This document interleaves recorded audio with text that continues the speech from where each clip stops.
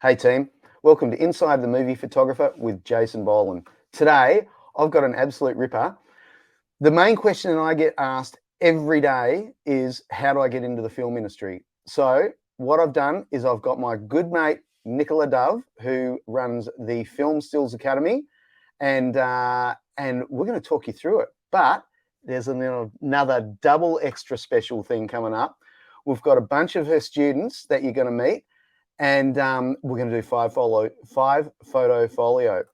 Now, we're going to do it a little bit differently too. Each one has selected 3 of their favorite images from the beginning of their career, and they are just starting out, and it's nothing wrong with saying that, because they had the same questions as you. How do I get into it? They've got into it. So these are the ones to listen to instead of us crusty old photographers that have been doing it for 30 years telling you how we did it back in the dark ages.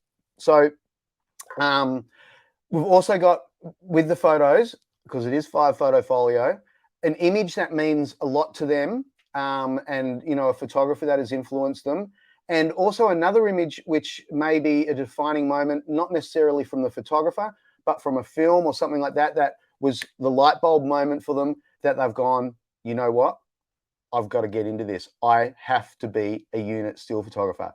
So this is worth sticking around for the whole time. I'm telling you now, you're never going to get a better idea of how to break into the industry than on this vid today. I've always sat there and never been a proponent of shortcuts, but I'm kind of like twisting my own arm here, because I think that by the end of this video, you're going to have a few shortcuts. All right, let's hook into it. I'm going to put my glasses on because I can't see a thing. And I'm going to bring Nicola in, and she's going to introduce you guys. And it's very much about me and Nicola today. It's not the Jasin Boland movie photographer gig all alone. Hi, Nicola. How you doing, mate? Hello. Hey. I'm very well. So happy to So be good to here. see you. I Yeah, know. I I like know. those posters in the background. Woo. Well, That's what. there's one from the very first film I did, and there's one from, the biggest film I did 20 years later. Yeah, So it shows, I look at that and see my journey every day. Yeah. that's so cool. I don't know if you can see it on that side. I've got a movie poster rack of all my posters over the last 25 years. It's really fun to go through every now and I again. And can see in the background there that motorbike shot. That's the one, eh? I put that up just for you. Hold on, where is Uh, it? I can see that eagle eye. Yeah, I'm sure that's what that is. I can spot that a For, mile off. I for was those that thinking don't, sorry? I was thinking the last time I spoke to you on the show, we were it was just about 2 years ago, and I think the Film Skills Academy was pretty much just an idea then. Yes, it was. And I think I was like one of the first guest speakers. It was really cool. And what you're doing is absolutely amazing. It's not a shortcut, but it's a fast track. And I think it's working really well. And at the end of the day, we only want great photographers on film sets, and without collaborating too much, it's important for everyone to understand how the rates and everything else works. So, I think you're doing a great job there. And for those that don't know, Nicola and I have been crossing paths for a long, long time, but we were lucky enough to work together on No Time to Die, the James Bond film. I do the action units, and Nicola was doing the main unit, which is all the main images, obviously. But we crossed over for a couple of weeks in Scotland, and we had a lot of fun. And it's really nice because, as you guys all know, being a photographer on a film set it can be a lonely position, and you search around for friends because you don't really have a department. So it was really nice for us to spend a week or two out there in the Scottish Highlands, and I'd go off and hide in the bushes so I could get my car shots, and Nicola would be hobbing it up with with the actors and the director and stuff like that. But It was such a treat to watch you do your job, and I think it was probably like 3/4 of the way through the film, and by then you've done months and months and months of shooting every day, and Jasin, you're so passionate about your work, and even many months in, you still arrive. Like, it was an influx of enthusiasm and fun and joy for me to hang out with you for that time, getting bitten by what are those things called? Leeches up. Sandflies, Yeah, midges, and midges. And anyway, it was a good time. and ticks. Oh my gosh, because I did literally have to. Sometimes I did have to hide in the bushes to get my shots of the cars and the crashes and the action and all that. And but it wasn't just that. I'd also have to make the journey through these areas that you just could not get a vehicle to. And every morning I'd wake up and I'd be covered in ticks. I'd be on my arms, my legs, and you could just feel them. And I had this special tool to take them off, and it's like, oh my gosh, I hate ticks. I really do. Out of You were anything, so I hate ticks. hardcore though. Like, what I remember, I was like covered with head to toe with like all my gear because I was so afraid of getting ticks. And you were like just such a proper Aussie bloke. You're like, no, mate, I just pull them out tomorrow. That's pretty funny. That's so true. Hey, so what we're here today is Photo Folio, as I said, and it's a real ripper. I'm not going to say you're 100% best students because you've got so many great students, but we've got 4 people that we handpicked, and anyone that missed out, it's my fault. I selected, not Nicola, and I just want to sit there and go through a few images, and there's no reason why we can't do it again either. So Nicola, just quickly, can you I mean, like, as I said before, everyone asks, how do I get into the film industry? You've given people a path with the Film Stills Academy. Can you break it down before we bring the guys in? Just give us a quick briefing, and I'm going to ask the guys and Amanda. Sorry, Amanda, the team as well. So yeah, just take it away. Well, the Film Stills Academy grew out of COVID. It grew out of lockdown. And with that frustration of sitting about and not being on set like we normally are. And as you say, over the years, we do get a lot of questions about how to break in, because there's an aura of mystery about this niche of photography, and it's a pretty exciting world to be in. And yet there's this, like, a lot of people don't even know that it's a niche to begin with as well. And for me, I wanted to share what I had learned over 20 years as from being on a film set. And like you said, there's no shortcut. I can't, take someone who's never been on set and then do the course and they get on, with Disney and Netflix. That's not what it is. But I can fast track their knowledge about, my 20 years of that knowledge can be fast tracked into 10 weeks in terms of what to expect. How do you who do you need to talk to? What makes a good film still? What's a complete waste of time? All the unwritten rules that you should know on a film set before you even get close to being on a film set. And there's a few things that can backfire if you're on a film set and you can look very green very quickly. Crew can tell in 5 minutes of you being on set how green you are.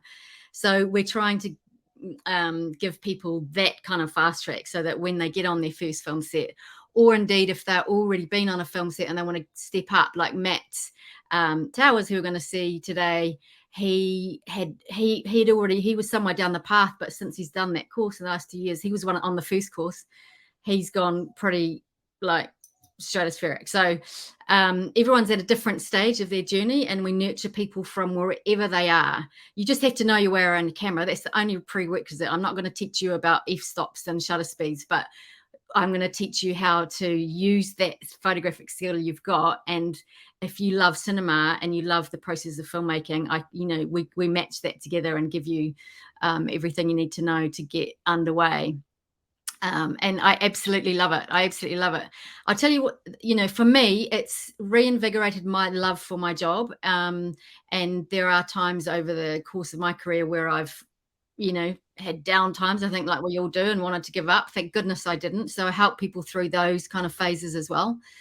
But it's given me a whole new lease of life in terms of loving my work, because it's not just for me anymore. And it's not my clients. It's for everything I can bring back to my students. And I'm still learning. I don't know about you, Jason, but every time I go on set, I learn something new, and even small things, just like, okay, I'm going to tuck that away for the future. So I get to pass that on. And I find that incredibly satisfying. And then it's also about building a community, because especially in this time of COVID, I've just finished a 3-month TV show here. And a ripper too. I'm really keen to plug it. Our Flag Means Death. Watch season 1, because it's, there's not enough good things I can say about it. But I got COVID 2-3 weeks ago. And if you don't have a community of other photographers around you, the big guys and girls are all busy. They're all busy. It's a busy time out there. So it's a great time to have a community of photographers coming through the ranks, because the person that filled in for me through the unit stills directory, it's another thing that's grown out of the academy too, and out of my experiences working with photographers coming through the ranks. But that was a huge opportunity for someone to step in. So we do need to have a community of photographers that can support each other. And I wanted someone that knew their way around a film set, Yeah, that's really important. The whole community thing, for 25 years, I've worked with a bunch of other photographers, and one in particular has been with me the whole time, Vince Valtutti. And, I have 5 guys over here, and for exactly that, if I can't do something, I bring him in, and if there's a problem, then I sort it out. And it's a really good way to go. And when there's no work on, the productions aren't paying rent for anyone. So if they're doing it a little bit tough, it's like, hey, if you need something, I can sort you out, and we can get it back further down the track. So it's always good to pay it forward. And and funnily enough, about the getting better or learning more, 100%. It's like, I'm loving my job more than what I ever have. Now, the saying, it's like, make the job work for you, don't work for the job. And that is what I live by, and it makes me a happy person at work. And I like going to work and entertaining people. I'm as quiet as a mouse when the camera's rolling, but offset, I like to go and have a chat. And that brings us into the whole access thing, which we'll get into a little bit later. There's nothing more important on a film set than the access you create for yourself, and that access is only available to you if it's given to you by every single crew member on a film set, from unit right up to the director. And you touched on it before about people can smell the fear, and if you go in there with the fear, well then they might not be mean to you, but they're certainly not going to give you the access that you need to get these stellar shots. So yeah, well, let's bring in the team, and let's hook into this chat, because I'm really looking forward to it. Who do I bring in first? Now, how am I going to break this up? We've got 2 Matts, so let's bring in Matt and Millar, because he's got the grooviest setup. Matt, get ready for this, because I'm going to put you on the spot. Matt, give us a spin. All right. How cool is that? Is that the best live stream setup you've ever seen in your life? 360 steady cam. So good. I want to see. Can you send do a photo of your setup later, so I can have a look? For sure. Right. Who we got? Oh, let's bring in Amanda. Hi, Amanda. Hi. How you doing? Good. I do not have the ambiance that Matt has. Yeah, but you know what? Matt needs it to, distract from other things. No, you're doing great. It's like, and it's good there too. It's like, a little bit of blue and white, and good. all good. And Maddie Towers. Now, Matt was in your first course, right? Yes. Hi, Matt. How you doing? I'm good, thanks. How are you? Good. So there you go. And Khuram. Did I pronounce your name everyone. right? Hey, Jason. Hey, Nicola.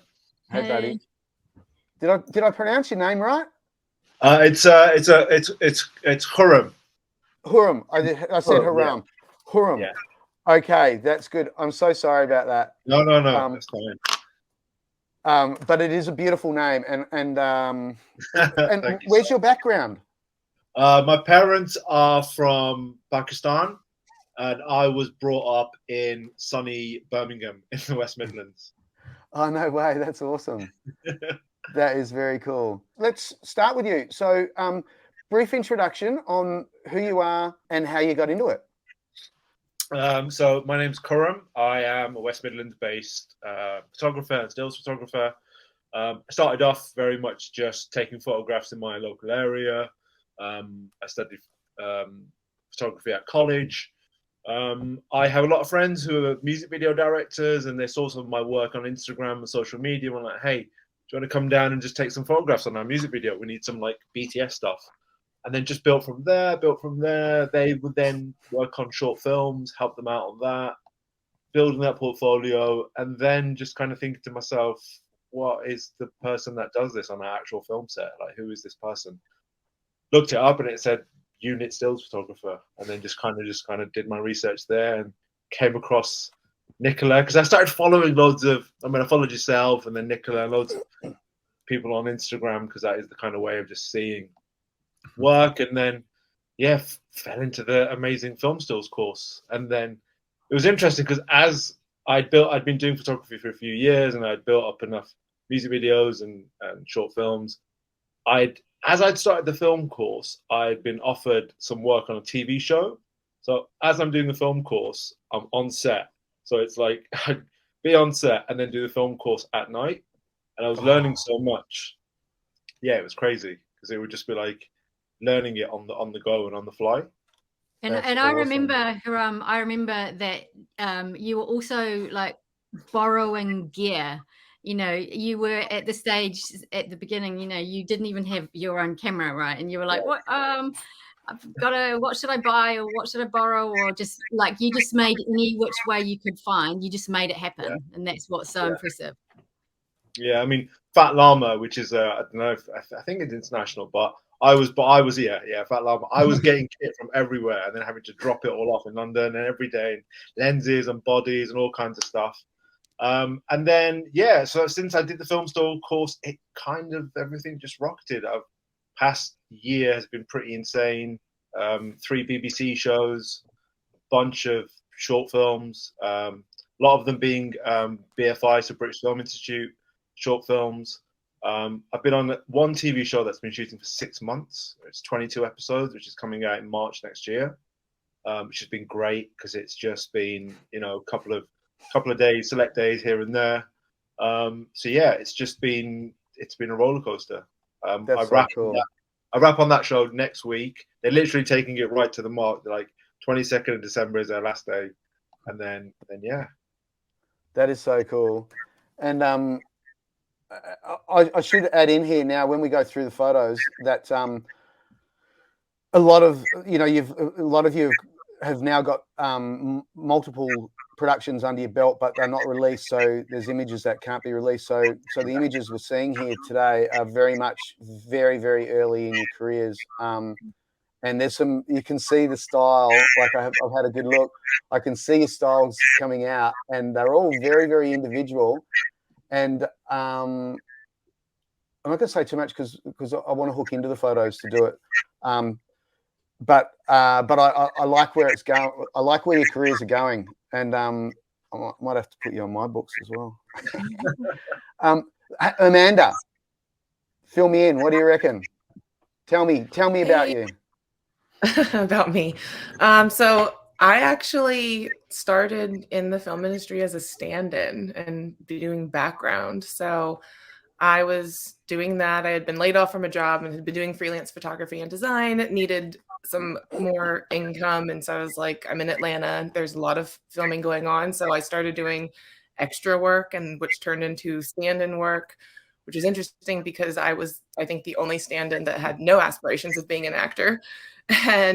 But being on set, I loved being on set. I loved the industry, and was just trying to figure out where I could land and where I could fit in the best.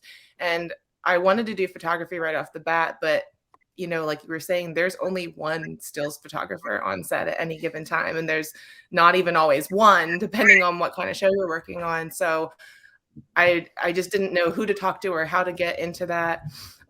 So I had to look in different things. I originally thought I was going to go into set lighting, since I do like the lighting aspect of photography, but through some divine intervention from Hopper Stone, actually, I ended up going the stills route. So it was hard to get a photographer to talk to me at first about things, but Hopper was an open book. So yeah, but now I'm living and working in Atlanta. I've been doing quite a bit, actually. I'm working on a show now that they just actually released the premiere date. The premiere date's next March 2023 is when it's going to come out, and that's a show for CW Warner Brothers. It's going to be it's a DC comic book series called Gotham Knights.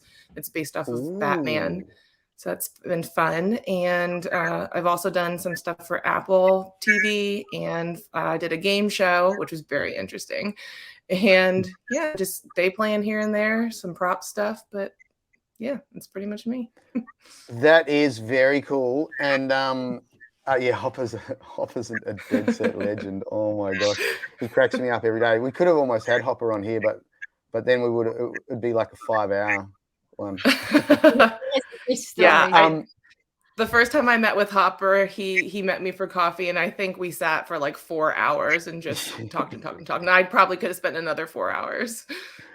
No, exactly. And funnily that you should say about the stand-in thing, because that's how Christian Black broke into it too. He was Tom Cruise's lighting stand-in on one of the MI2s, and then he ended up shooting, I think, some second unit on MI2, and now he's just finished Aquaman. So it's very smart the way that you got in that way. I always recommend to people to do that is, if you can't get straight in, find another job on a set and work from there. Yes, also Amanda, I mean, like Gotham Knights, oh my gosh, that's a big deal, number one. And number two, I'm actually a little bit jealous because I can just see all that nightlight right in front of me right now. And yeah, it's interesting. So like it's always raining, it's always dark, but the sets have been beautiful. The lighting's been beautiful. I'm definitely blessed to have, excellent lighting on that show. And like I said, everything's been really interesting. It's gonna be fun when it comes out. It's gonna be a good one to watch. And digital is made for night shoots. It's it brings a whole new life to it. I did a film in Thailand just before COVID, and we had 12 or 13 shooting weeks. The first day was day, and then the next 13 weeks was all nights. But it really, once you get into the swing of things, it's not so bad doing night shoots. And again, as we're saying, like the light just hits those sensors and it just sparkles. Oh my gosh, I love it so much. Great story. I like you're in there. I like how smart you were too. See, this is what you guys are going to learn. This is what you're going to learn from these young guns of these ways of breaking in. All right, what are we going to do? Oh, let's go for Matt Millar. But Matt, I'm bringing you in, but you got to bring it in with a spin again, buddy. Again? All right, let's do it. Yeah, I love this. And take it away. So I'm Matt Millar. I live in Atlanta as well. Grew up on punk rock and skateboarding, and that's how I kind of got into photography, was going on tour. I got to travel all around the world, and I have a pretty terrible memory, so I picked up a camera. First time I toured Europe, and then I've been to Australia, New Zealand, South Africa, all those places. So once the band that I was touring with was done, I moved back to Atlanta and realized I didn't go to college. I didn't know what I was going to do with my life, but I knew I liked taking photos. So somehow ended up as a wedding photographer, did that for about 15 years. And then COVID happened and all of my weddings canceled. And one of the things about Atlanta is it's a really big film city. So in Atlanta, all the punk rockers and all the skateboarders work in the film industry now. They all work in set deck and construction, and their grips. And almost every single one of them has been like, oh, you should, there's stills photographers on set. You should totally do that. And it had always been in the back of my mind, but I was like, I'm busy with weddings, you know, maybe I'll do it one day. And then once COVID happened, I was like, oh, maybe I'll really look into this. But it was, I felt like it was a secret society. Like I didn't know any stills photographers on set. I didn't really know anything about it. And then once I started Googling it and looking up, like doing my own research for it, I found Nicola's Film Stills Academy, joined that. And I feel like it just opened the door to, because my whole thing was I felt I could do the job, but I would never want to walk on a set, botch it, and then have that on my name and never get a job again. So I wanted to be prepared. And like I said, it felt like a secret society. I couldn't go shadow somebody, and I couldn't like just walk onto a set and watch a stills photographer and kind of see how they do it. There's no like behind the scenes video of someone doing it. The closest I came was your YouTube channel, Jason. So I watched your videos and stuff. But once I took the course, I realized that it was something I wanted to do. I looked into joining the union, ended up joining Local 600 here in the central region. And then probably 3 weeks later, got my first job. Luckily, I have a lot of contacts that were old skateboarders, old punks and stuff like that happened to be photo editors for NBC, or they know somebody at ABC, or there's some sort of connection somehow with all my traveling and meeting all these people. So yeah, I joined the union almost a little over a year ago, and I've been on about 20 productions since. Worked for Disney, ABC, NBC, Netflix, worked on features, TV shows, all that stuff. It's all been really fast and really awesome. And it's like literally the best job in the world. And that is so cool. I even got to work with Amanda on Gotham Knights. I shot props one day and she was shooting units. So we got to hang out. No way. Eat lunch. Yeah, it was awesome. What a trip. Yeah. I got to say, that is very cool hearing that. And you know, COVID was, I sort of ignored COVID because I didn't want to put a timeline of it on anything that I was doing. But it was a great time for reinvention. And same as Nicola, I only started doing the YouTube because of COVID. It was like I was crapping myself. I honestly thought that it would be July this year before we got back to work. And I didn't want to slip into craziness. So my son was 14 at the time. Well, actually, no, he's 15 now. So he was like 12. Oh, my God. And he was, you know, this big, I'm a YouTuber. And it's like, well, I'll tell you what, I'm going to go out and I'm going to monetize my YouTube. And I'm going to show you how much hard work it is. And it's like, you know, it's 1,000 subs and 4,000 hours in a year. And it's hard work. I'm talking really hard work. And my hat goes off to, you know, the Fros of the world and stuff like this. No matter, you know, how many people take the mickey out of YouTubers, they put in a lot of work for very little return. And, you know, it's crazy. Now, the other thing I wanted to touch on there is wedding photography. Now, I get slammed for this, but I reckon wedding photography is very similar to what we do on set. And 100%. right? Yeah. It's such great training ground for being on a film set. I talk about that certainly on because we do a 5-day free course, just a little intro thing a couple of times a year as well. And I you know, these wedding photographers come on that because they're like, what is this other thing? And wedding photography, I shot a lot of weddings in my early days. It's the best training, right, Matt? Now that you can see it. But just before you answer that, Matt, I want to say, I remember, I think it was in the middle of the course, it was like, Matt, where are you? Are you still doing the course? And he came back and he's like, yeah, sorry, I've missed a couple of calls because I'm on set already. I'm on this gig. And I was like, what? It was amazing. And you've just pretty much not stopped since then. It's really impressive. Yeah. And you've nailed it. You've aced it. It was amazing. Thank you. Yeah, it's been awesome. And yeah, coming up as a wedding photographer and shooting music and bands and shooting behind the scenes of all that kind of stuff. And, you know, the getting ready of the wedding, the ceremony, but then you actually have to do your pole sides or your portraits and stuff like that.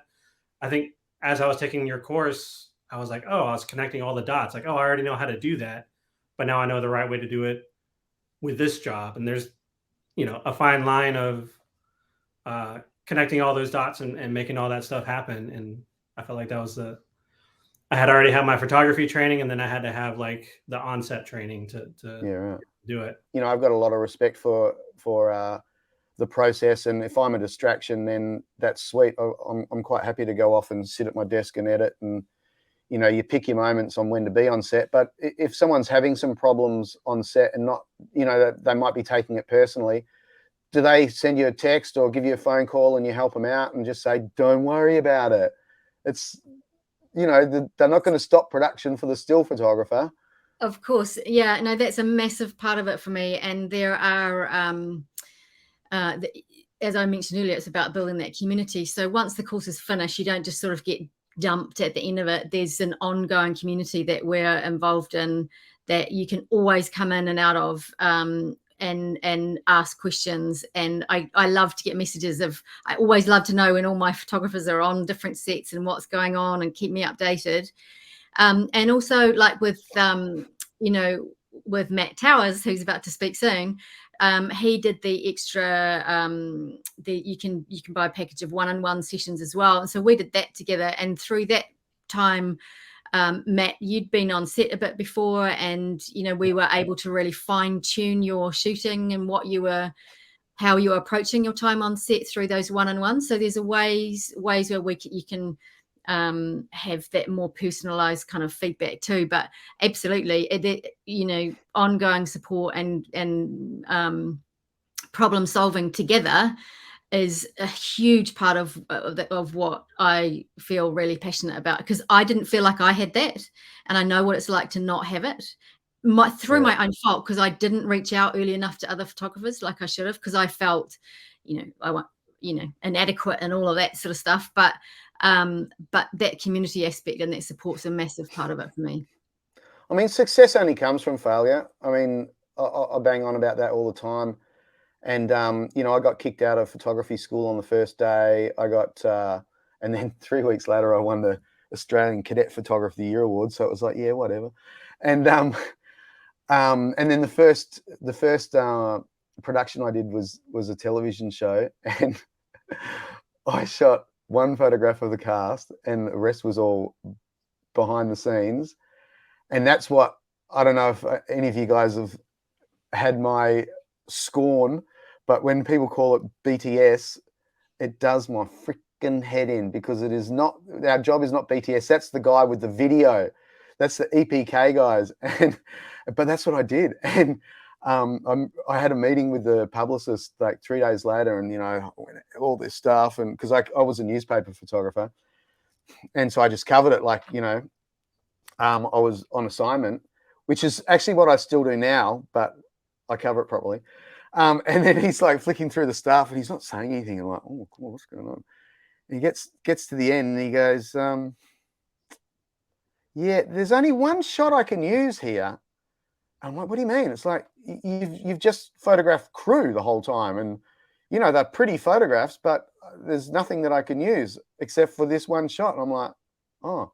And I was only filling in, it was like in my local town for 4 days. It was one episode or something. And the funny thing is, though, that one shot they used for the publicity for the whole film, or for the whole television show. So I got one part right, but my career was nearly completely over the first crack at it.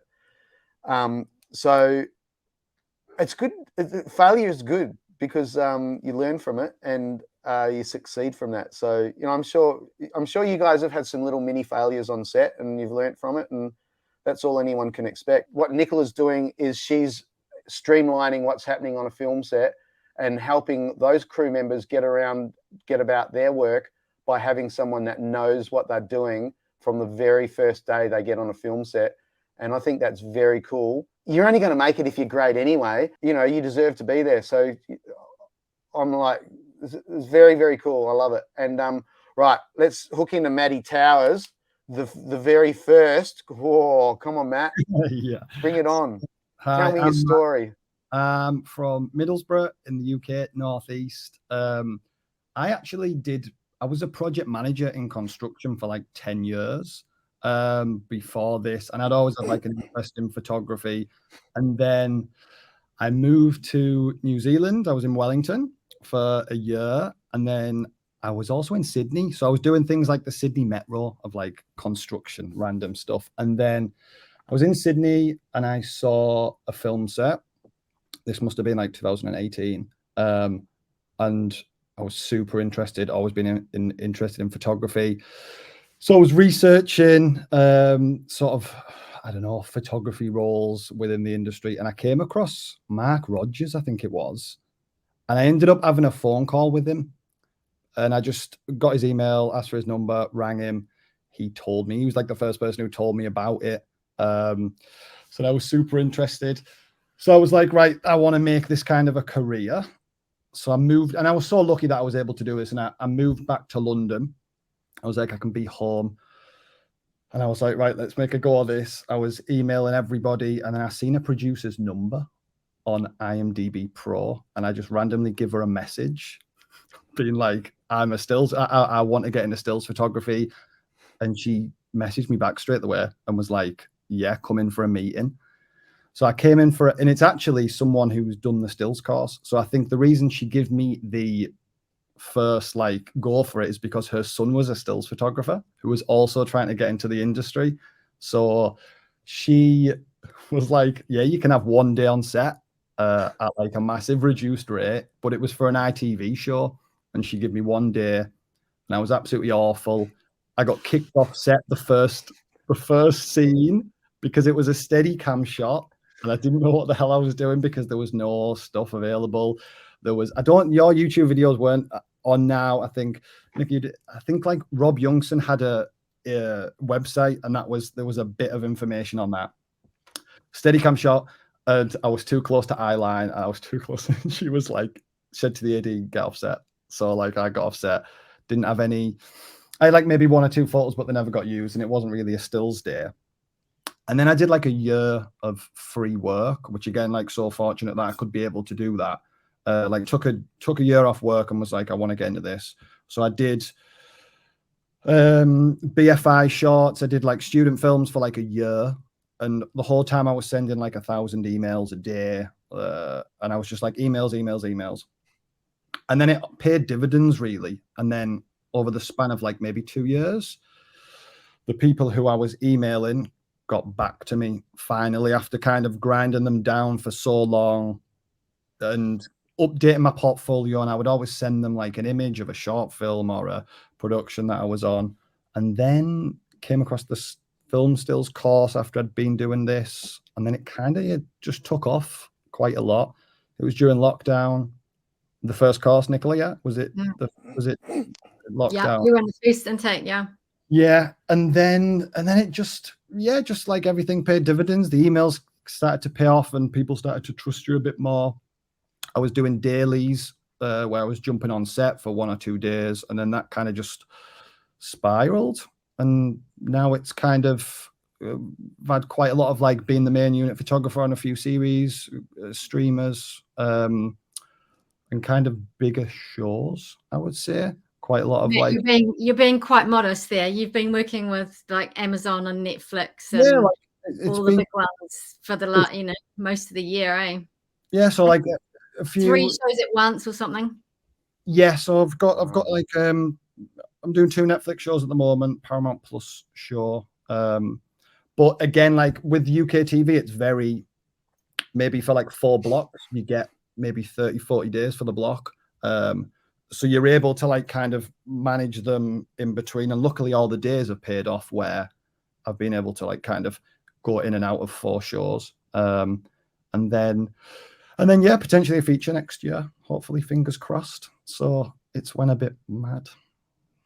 That is so good. And good. The thing I'm picking up with all of you guys is that you're good people. From my career, and I know that Nicola will agree on this, you know, the people that go international or global, as I like to call it, in any crew member are the ones that are user friendly. You know, you go in there, you do your deal, even if you've done a crappy deal, you just zip it up, get on with it, and learn that. You know, I mean, you weren't forced to make that deal. You agreed to it. You can't blame the person that offered it to you. And you know, if you're a good person, I think you go global. And you guys all sound like you've got your heads on the right way. And it's actually really cool. When Nicola and I were talking about this, I was wondering, I wonder how it's going to go, you know. And I'm really glad that we got this together, because you're a really, really good bunch. So yeah, well done. What do you guys reckon? Should we hook into some photos? Let's do it.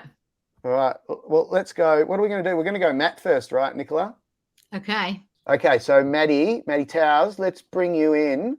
Now, before we start this, what we've got, right, is we've got a photo. I'm going to bring up first the photograph that you guys admire from another photographer, which is very cool. Then we're going to have a look at 3 images of your own from a production or multiple production. And then the last image is an image that was the light bulb moment when you saw something and you go on, oh my gosh, I have to do this. For me, right, mine was Titanic. Now, I was a bit like Matt. I was in the glory days, 30 years ago. I was working on 4 or 5 productions at the same time, and there were movies of the week in those days and all that sort of stuff, which I guess is all the new streaming stuff. But Titanic came out, and I thought, this is not a movie I want to see. And I did everything I could possibly do to not see it. And I think it was like the second last day. And this friend of mine, she's gone, come on, we've got to go and see Titanic. And it's like, okay, fine, whatever. We went and saw it, and I came home and I searched of every image of Mary's and Douglas Kirkland did some work on it as well, but I went through every single image, and then I had screensavers on my computer from Titanic. But it was my moment that which I was on TV, shooting TV, and it was like, no, I have to work on the biggest films in the world. And, and I reckon you guys are all going to agree with me. We can be the photographer we dream to be. And each one of us, I think, has achieved that, regardless of how old and how long we've done it. But yeah, so mine was Titanic. Nicola, what was yours? Well, the movies that first made me appreciate the visual aspects of them there were 2 that I can think back to. It was a Jane Campion movie. There's obviously The Piano, but there was another one after that, which I actually can't remember the name of right now, but it's set in Australia. I can't remember the name of it. But it was so beautiful, and it's so visual, her filmmaking. And I loved there was a film called Indochine back then. It was also extremely beautiful. And I just remember feeling like I want to get into the film industry somehow. I'm a photographer, so I whatever that might mean, I didn't even really know what that was, but I sort of put it aside. But until I met a film producer by chance on the way over to London. But it was those movies that made me I can remember walking out that Jane Campion film, just going, oh my goodness, this is what you can do with a camera, telling a story. It was really inspiring. That's it, isn't it? The storytelling. I mean, I get, people wrongly accuse me of being an artist all the time. And I'm like, I am no artist. I've never been an artist. I'm as raw and as gritty as you want. And I'm a storyteller, but that's the only tag I'll wear. And it is so true. You get on a film set and it's just one big playground, and it's so much fun. Anyway, right, Maddie, I'm going to bring this shot in, and this is your photographer. Yes. So this is Enda Bohr, who shot Normal People, Irish photographer. And the reason he's actually a photographer. He's just moved into kind of stills photography, maybe the last 2-3 years, and was a portrait photographer before then. And he shot Normal People, which I think is the sort of TV series that he got really big for, especially in kind of the UK and Ireland. And the reason is it's because yes, he shoots unit, but he also has these really amazing, beautiful portraiture photography while he's on set. And I've been doing a lot of TV recently, and one of kind of the prerequisites is always we want setups, we want setups, we want setups. And a lot of the setups are eyes to camera, and they're quite sort of forced, and it looks like a setup, but that's the thing that they're using. And he's a photographer that seems to do that, but in his own way. And it's shot on film, which means he's getting a lot of access. He's getting trust with the actors. He's getting time to do what he does best. And I think I'm trying to always incorporate that, especially now I'm doing the TV series, and that's what they're looking for, of these like great pull asides. And I love that he's shot and sort of just like set up, and the look just beautiful, and that like her eyes are closed in this shot, and it still shows everything that you want with the two characters. And if you look back through a lot of his work, it seems very selective as well with the choices of films that he and TV shows that he does. It's very these like beautiful dramas, and that's kind of what I'm aspiring to be. Obviously, I'm taking whatever I can at the moment to kind of build a portfolio. But yeah, this like just speaks to me massively without being artsy-fartsy about it. It's just beautiful. And you can tell that there's trust with the actors there to do what he wants to do. That's just natural light. It's shot on film, which, I mean, I've started taking film camera to set. It never normally happens that I get 10 seconds to do anything like that. Yeah, like this is, and like when you look back through his work, it's beautiful. And he's from a portrait background, and it's like, and Khuram, it's very much like your stuff as well. I look at your film stuff as well, and I'm like, wow, that's so good. And like, I don't know. Yeah, it's this just massively. It's like, because it's not even like a proper huge film stills image. It's just very laid back, and it's the bare bones of photography. And we can capture everything, unit stills and BTS and stuff, but also there's these moments that I love.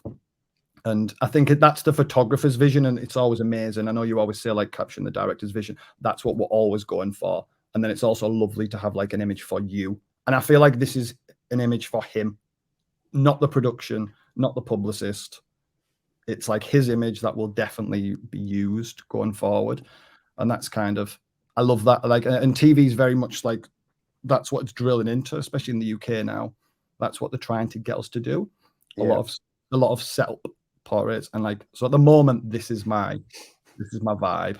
Yeah, well, you've nailed it there, because I mean, we are directors in our own right as soon as we get the cast in our hot little hands. Yeah. And thanks for the kind words. That was very sweet too, by the way. You know, you've heard me say it before. Then I find setups suck the life out of an image, because they're never going to. An actor's never going to give you what they're going to give the director. Absolutely, but when you can do stuff like this, yeah, that's what makes it shine. You know, and an image has to come to life. And to hear that that's the area of photography and the way that you want to move, you got it. You're nailing it, buddy. Let's get into some of your shots, by the way. That's so refreshing. This is really great talking to you guys and hearing, oh, God, just hearing. Right. I've got a shot like this of Charlize Theron, which is one of my favorite shots on the planet. Yeah. This angle is great, isn't it? Yeah. So this, obviously, there's a few stuff unreleased. So I was also on location as well. So I only had one hard drive. But luckily, I had some images on. This, I've kind of went just story-driven of like career-wise, going from probably the beginning to now. This was the first image on my portfolio. And this is actually a complete, not filmed. I wanted to put this in just to kind of show this is how I got started. This is from my living room in Wellington. And it's a model that I brought in. And how I used to get my portfolio to send to publicists was just try and set up cinematic stills. So this is a model on my living room floor, and it's no lighting. It's just graded this way to look like it could be in a film from a movie still. And then this was the first image. Nicola, you've seen this a million times, because this was like what I would show in my portfolio when we were doing the Film Stills Academy. And yeah, like even at the bottom, if you look at the bottom of that image, you can see that it's colored in probably on Photoshop really badly now that I'm looking at it on a big screen. But it could look like it's from a still, like it looks like it's from a still maybe, and yeah, that's why I chose it. So this was like the first image that I ever did, and I used to do this quite a lot of when I didn't have access to get on set. It's really raw, and it's it is cinematic, and it shows, you know, the trust that who you're photographing has in you. So so that's really cool. Were you scratching your eye, Nicola? Were you trying to get my attention there? Yeah, no, I was going to say it's beautiful image, and it works. You know, it worked for you because it got you on set, and each portfolio is a stepping stone. You know, and you build your portfolio based on what you have access to at the time. And I remember this image making an impression, you know, not just on me, but on the portfolio reviews that we put together as part of the course. And you learn how to put a portfolio together and what producers or for publicists or the film industry want to see, and you know, and you nailed it, and it led to work, which we're about to see. So then the next photo was kind of continuation to that of kind of the next step. And this isn't, it's an okay image, but I wanted to put this on just for two reasons, or three reasons. This was a short film so the next step was obviously getting on set. So this was an image that I did when I finally was allowed to get on set. I did it for free. I didn't get paid anything. I was helping my girlfriend out because she was shooting it. She was shooting the short film. I just come along. I needed images for my portfolio. This image eventually, and this film that I did for free, short film over 3 days, was what led me to get my Netflix job, because they were looking for something very similar and looking from a period piece. And it's just a thing of like, you can do any, like you can, no matter what the gig is, even if it's a short film, it can obviously lead to other things, which was a huge like learning curve for me, especially of take every job as like the best job ever. And another kind of story about this is the director ended up being on my Paramount Plus show as an actor. So he was on the call sheet. He was pretty high. Like this was a year and a half later. So because I had this short film that I did for free, it allowed me unlimited access on this Paramount Plus show. And it just goes to show like the relationships are so important in the early stages because everyone's kind of coming up together. Yep. And it allowed me, like unlimited access on kind of the next thing, which was incredible. This also showed me that this is not during a take. This is 10 seconds before a scene. Yeah. And I feel like I'm getting quite a lot of my best shots, maybe 10 seconds after or 10 seconds before.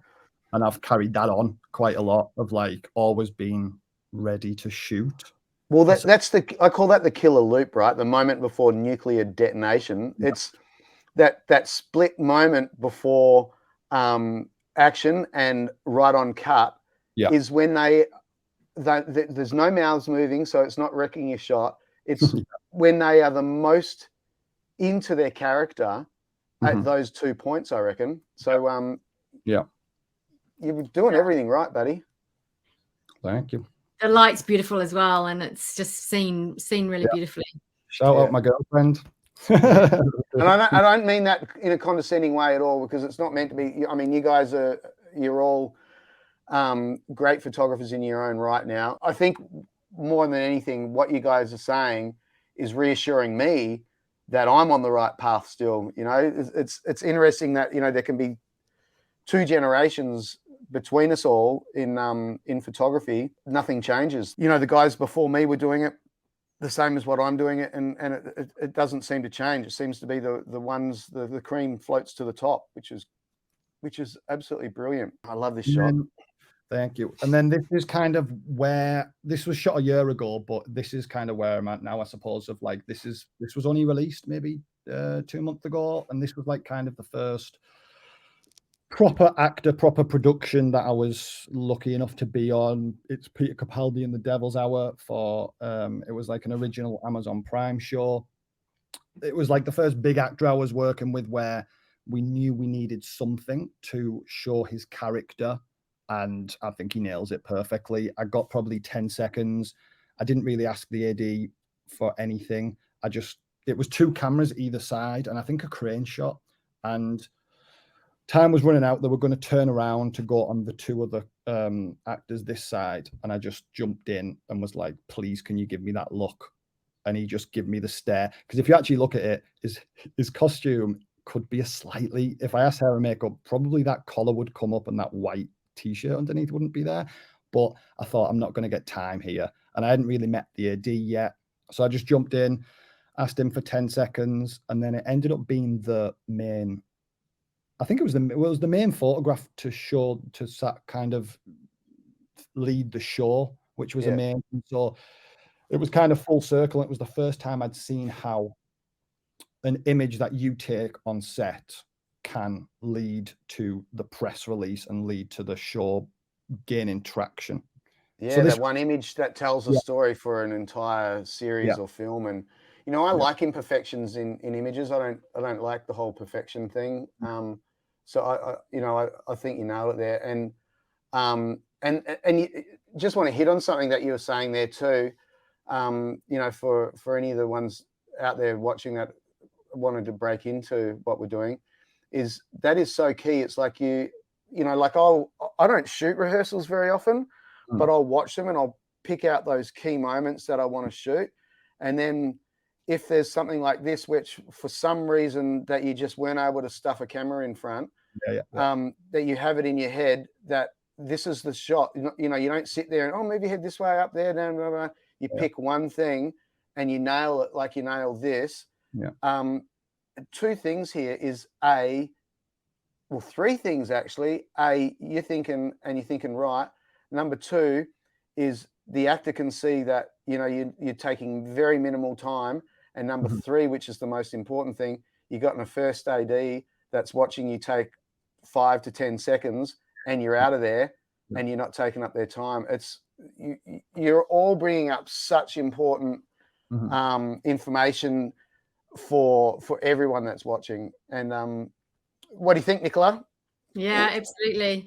And these are all the things that we spend a lot of time talking about on in the course, as well as when what to do in those situations. And I think what you've done so beautifully is to really nail the tone of the show that you were on, and that's what producers and publicists and the networks, that's what they're looking for. There's no point getting a really great shot of him laughing his head off when it's a show that should look like this, so you've got to be very, we spend a lot of time talking about story and not understanding the tone of what you're on and being really alert to that, and you nailed it. Yeah, well done. Use my grading as well, which was a good learning curve as well, was to always grade how you want it to be graded. And then that was another thing. 100%. I mean, like, I read on the socials all the time about photographers complaining about having to edit and this, that, and the other thing. And, every day I'll supply 15 to 40 or 10 to 40 edits. And that's because I want my work to stand on its own. And movies like Mad Max and stuff, there was no images that were used that weren't from my coloring, and that stayed that way. And it takes a little bit of time. I get 99% of my work done on set anyway, which is helpful. But you've got the studios and the photo departments, and they have got so much work on, and it's like smashing them. If we can help them out a little bit, it's helping you get employed again, because it's like, Matt, he'll send me some, there's a little pussycat. Amanda, what's the pussycat's name? This is Mr. Peanut Butter. Oh my gosh, I love it. I'm sorry. Anyway, back to where I was. Hi, Mr. Peanut Butter. I think it's an important part. Some people want to get paid for it or they don't do it. That's fine. I don't think it's too much to expect you to present the way that you want to see your work published. That's all I've got to say. Right, here's your defining inspirational moment, which I love this. Aidan Monaghan, Northman. This was kind of, it's what you were saying, TV moment to film moment. Yeah. And I looked at it, obviously he had work on The Martian as well, and I'd seen that years ago when it was released, and like that was also a thing. But for some reason this year, and then the Northman photos were like, yeah, that was the thing of like, because I think this is also his own grading as well, and the images are amazing. It also got so much publicity, and it sold me to go to the cinema 100%. Great. It's beautiful. I mean, because it's a beautiful image, and it is beautiful grading. Yeah, the grading's amazing, and like, yeah, so that this is where I would like, yeah, like with obviously everyone else, but yeah, this was kind of a, yeah, this is what I want to do image, and I'm gonna do it. Yeah, you can feel the mud. It's very rich, and yeah. I love it. I can see you doing that. I can see you lying in the mud, Matt. Get these shots. Yeah. With your Neos on. Yeah, it is a great shot. Love it. And that's very, I can see you doing that stuff. I'm sure you'll be there without any doubt whatsoever. Right. So, Mr. Millar, you're on next, buddy boy. All right, let's do it. I had to look at this again this morning, so I didn't have a good close look at it yesterday, but that's a very young Millie Bobby Brown on Stranger Things. Am I right? Yeah, that's first season Stranger Things. Wow. This is one of those images that was just like, I need to know more about what's happening here. And those are my favorite kind of photographs, where it might not be the most technical thing, or it might not be like crazy color grading or anything like that, but it's just something that, one of the things I learned early on in photography is to look at images and find what you love about it, and find something like, when you look at an image and you don't like it, what don't you like about it, or what do you like about it? And this is one of those images that stopped me in my tracks and was like, I need to know what this is all about, because it's very intriguing for sure. And it's super simple, it's the simplicity makes you stop you in your tracks too. And I've just noticed that their feet, like, I just presumed you'd see their whole feet, but it's one of those ones you got to peer into and look at more. And it seems simple on to begin with, but actually there's layers that lend themselves. And I think that's what makes a great film still. It's one that makes you want to see more and ask questions instead of answers them. Yeah, that all that neg space. I'm peering into the dark, wanting to see what's in there. Not necessarily what she's looking at. I kind of want to see where she's come from. So that it is a great image. Yeah. So this is a photo from a local Atlanta guy, Curtis Bonds Baker, and he was one of the first people that I reached out to when I decided that this was something I wanted to pursue. And he instantly was like, "Come over to my house. Let's talk." We went over images. He showed me some call sheets and just kind of walked me through what a day in the life of a stills photographer is. And yeah, he was really an open book, and I didn't expect that from anybody.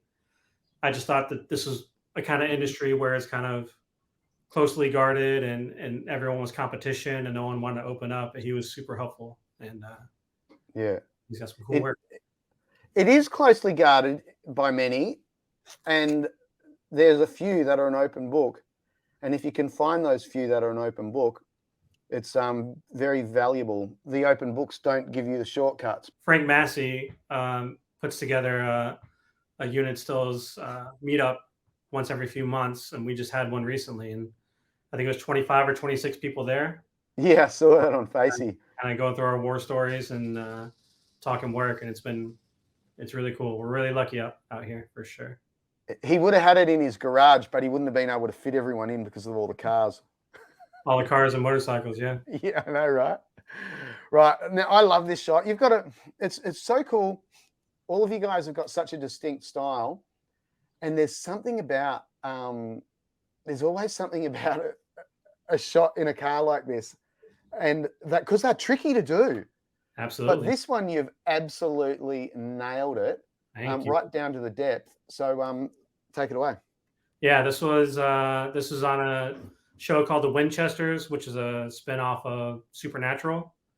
And I had probably 10 seconds to get this. Yeah, it was running and gunning. I had to ask makeup to move really quick because they were doing touches, and I could tell the director didn't want me to waste any time. So yeah, luckily everybody was on board, and I could pull it off. What I like about this is it sort of just links. It feels a bit. It could be a band cover, it kind of links. Feels like a link to your background and music as well.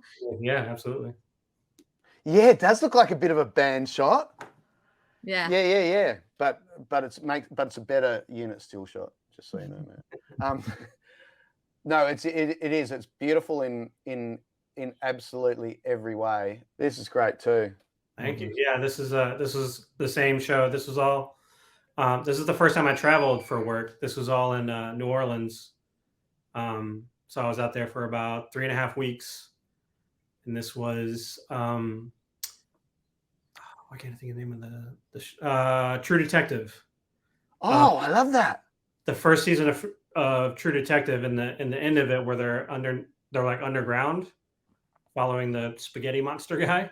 This is shot in the same place. So this is like an old fort in New Orleans, and it was so hot and muggy and full of mosquitoes, but visually it was the coolest place I've ever been. And just having them set up the lighting and the torches, and yeah, it was really cool. Yeah, you nailed that. And that's like the first big moment, isn't it? That first going away gig. Yeah, it was awesome. Yeah, it felt great. Yeah, that's when you pinch yourself and you go, "Are they paying me for this?" Yeah, that's when you know that you're user friendly. They don't take the ones they don't like. Yeah, I was super honored to be asked to take a chance on someone who hasn't been around that long, to be on that long of a project. It was awesome. But this is one of those instances where I don't know how you guys did it back in the day, because I came up in wedding photography and I shoot Canon, and I remember with the first 5D shooting at ISO 1600 was pushing your luck for sure.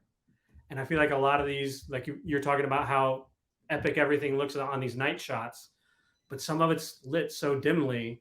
And we're lucky with the cameras that we have now, because the sensors, you can shoot at ISO 10,000 and it still looks great. And I can't imagine what would have to have been done inside a blimp, with a camera that you don't go over ISO 1000, and shooting with a zoom that you can't even shoot 1.2 or something. You have to do it at 2.8 at your lowest. I feel for you guys back in the day. Oh man, I spent days on 15th of a second shooting EPJ, EPJ 320 pushed 2.25 stops, and it was hell. And then I still now I look at my shutter and I've got it set on 1/60th, and I'm like, well, that's so cheating.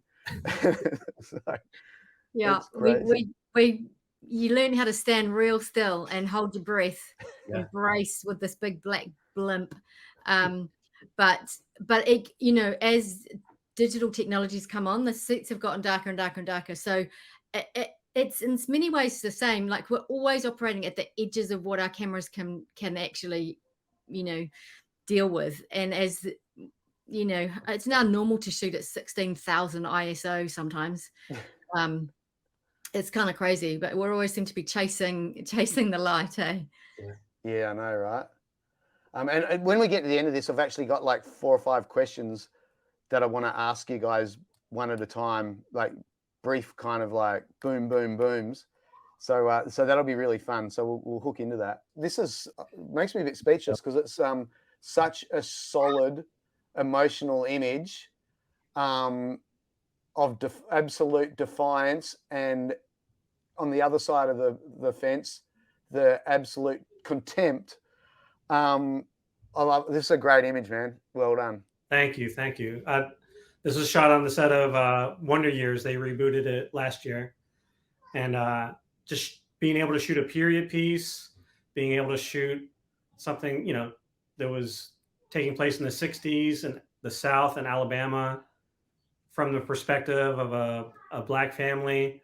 And this has been such a pleasure to work on. I got asked back, and I shot all of season 2 now. We just wrapped it last week. Oh, sweet. So I feel so honored to be a part of this show, and just working with younger kids too, and just seeing their excitement, and always willing to do like any pull-asides or anything extra. They're just so hyped, and such an energetic and beautiful show to work on. The lighting, all the compositions, all the heavy storytelling that they do.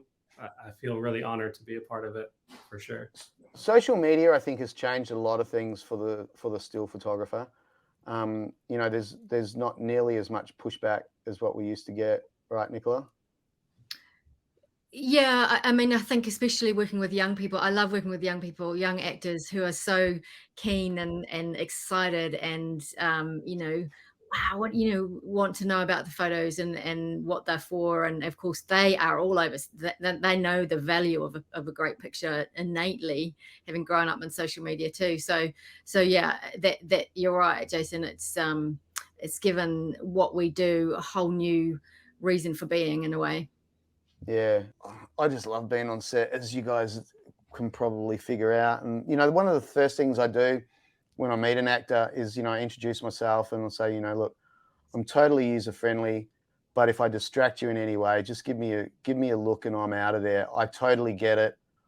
I understand that you know, it can be a distraction.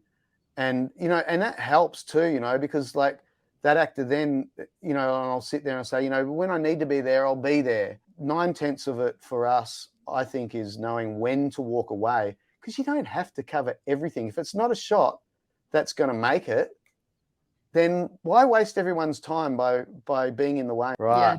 Well done, Matt. Yeah. Fire away. So this is an image. I didn't shoot this. This is Eli Ande in Atlanta. And this is from a show called Lovecraft Country. Yes. It's Jenny Smollett, right? Yep. Yep. So you were talking earlier about how you're more of a storyteller than you like an artist. And I totally feel the same way. Like when I shot music, I was capturing the art that was in front of me. And I felt like that with weddings too. It's like they put together this whole event and I'm just kind of capturing the beauty and all of that. And then it really clicked for me, the storytelling part of being a unit stills photographer. And then I remember watching Lovecraft Country, just the show. I kind of did this backwards. I watched the show first and was just floored with the storytelling of it and the cinematography of it. So I instantly just looked up the stills of it, and they were just as breathtaking as the film was. And again, it ended up being another guy from Atlanta, which is this guy Eli, who I've met a few times as well, and just getting to meet him, hear his story, look at his images, and have him be an open book as well, and be willing to talk me through some things. Again, just showing the community here has been amazing. It's, you know, it's the same community that grew out of the Film Stills Academy, and then bringing all that stuff into all the people here that have been around for 20 something years, and the people who have just started this year, and everybody's kind of helping each other along. It's pretty epic. Yeah, it is. And it is a powerful image, and she's an incredible actress. I did Spiderhead with her, and we were actually in lockdown, in quarantine together. Bit of a side note. And she was staying 2 rooms down, and we're both bored out of our brains. So we did a photo shoot on the balcony in the middle of our quarantine before we started the film. But this image, it just floored me.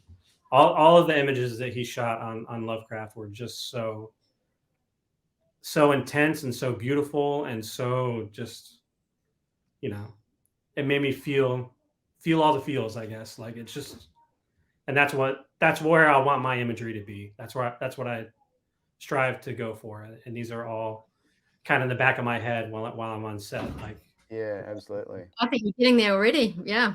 Thank you. Yeah. Okay, Khuram, it's right. You're in next, buddy. Now I know that, I'm so sorry. I know that you guys are. It's late in Europe. You've got to go to work. So we all talk too much. I told you it's impossible to do these things in 45 minutes because it's a lot of fun, right? Yeah, loads of fun. Absolutely. And Matthew are both you're both on location, right? So you're both in hotels, random hotels, getting, you know, before on location, heading to set tomorrow morning. So yeah, take it away, buddy. Okay, so this is by a photographer called Dean Rogers, who's an English photographer, for a film called This Is England, directed by Shane Meadows. I I can name like my top 5 films, and this is easily one of them. When I saw it, it just like completely blew me away. I don't think he's explicitly a stills photographer. So he's a photographer that gets brought on to films for his style, very much like documentary style. Like even this shot in itself, like it doesn't. I grew up in Shane Meadows shoots all of his stuff in the East Midlands. I grew up in the West Midlands, and I grew up in a period where we had skinheads and we had neo-Nazis and we had people like this in our area. So for me, it was just when I watched This Is England and I looked at the stills, I was like, this is just like a slice of home. So it really hit hard. And then it kind of helped me figure out what style of photography I wanted to do. So I started off with documentary photography and just going out and just photographing my local area and people that look like that as well. It just, I feel like it really helped me focus on what type of photography I wanted to do. And then that bleeds into kind of my stills work as well. Nice one. Yeah. It feels like it's representative of everything where you've, your life and where you've come from, eh? Yeah. And it just it just doesn't, you can show this to someone and they'll be like, is that from a film? Like that just feels like it's like an image that's been taken, that the photographer's gone out and just maybe built a relationship with these people and just, snapped away and took one shot, and also Stephen Graham, fantastic in everything that he does and gives so much. I think it's one of his first early performances. So yeah, this is one of my my images that I picked. I was talking to Nicola about this yesterday when we were changing the format, and it's like, but I still want to see these images because I want to know why, and it's actually been really important because it's showing us who you are as people and where you're taking your photography. I'm really liking this format. I might stick to it. I love this shot. Oh, thank you. Yeah, so this is from a Netflix documentary. It's called Peach Paradise, about a collective of non-binary queer drag artists and cabaret artists. So it's interesting, like, with drag artists, everything's going to be really loud and bombastic. And like, even some of the images that I used, some of the images that I took were used for posters, like really over the top and really colorful. Obviously, you're going to get lots of makeup, lots of amazing costumes. But this moment here was just, I picked this because it's such a just intimate moment, not set up. I'm like snuck down here and the camera's like on the left-hand side. The person doing the makeup is Shay, who's the leader of the group. And one of the artists just kind of looking up and just being like, yeah, do what you need to do. I'm completely yours. You're in charge. You're the leader. We believe in you. So it was just like a beautiful, intimate moment that I just managed to capture. Again, it's interesting, like, being on set with these type of situations, because when people look at this, they think, oh, that's such a wonderful still that you had all that time to do that, take that photograph. But it's like, it's a camera person there, there's a sound person there, there's like an AD who's kind of like nudging me out of the way, being like, what are you doing? And you just kind of like just there. And like, it's interesting, on the edges, there probably is just the camera just there, and there probably is just a boom mic just there.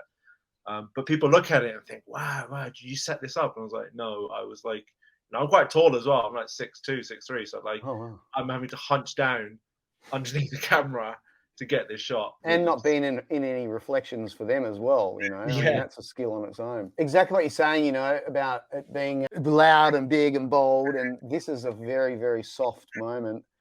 And it's a beautiful image. I don't know whether there was any cropping or whether it was full frame, but it's absolutely perfect. I think the cropping was literally just trying to take out there was crew on this side and a little bit on this side here, but that's essentially what it was. I think I was shooting it on a zoom as it was. But yeah, managed to get it, which is, even to this day, I think, how did I manage to get that? Yeah, it's gorgeous. Yeah, it's beautiful. I love backlight spray. Yeah. You know what? Okay, this is really interesting because I took two things away from this. One was where I literally was. So this was a documentary, another documentary for Netflix, mini documentary. So the person there is speaking to the director and is speaking into camera for at least 5-6 minutes. He's talking about his life experiences, everything he's gone through. I'm sat on a set of stairs that lead to the basement. I've got the videographer in my legs, like literally, I know him really well, so it's fine. Like we were just like, let's just do this. All right, we're going to be here for like 5-10 minutes. Let's just embrace it.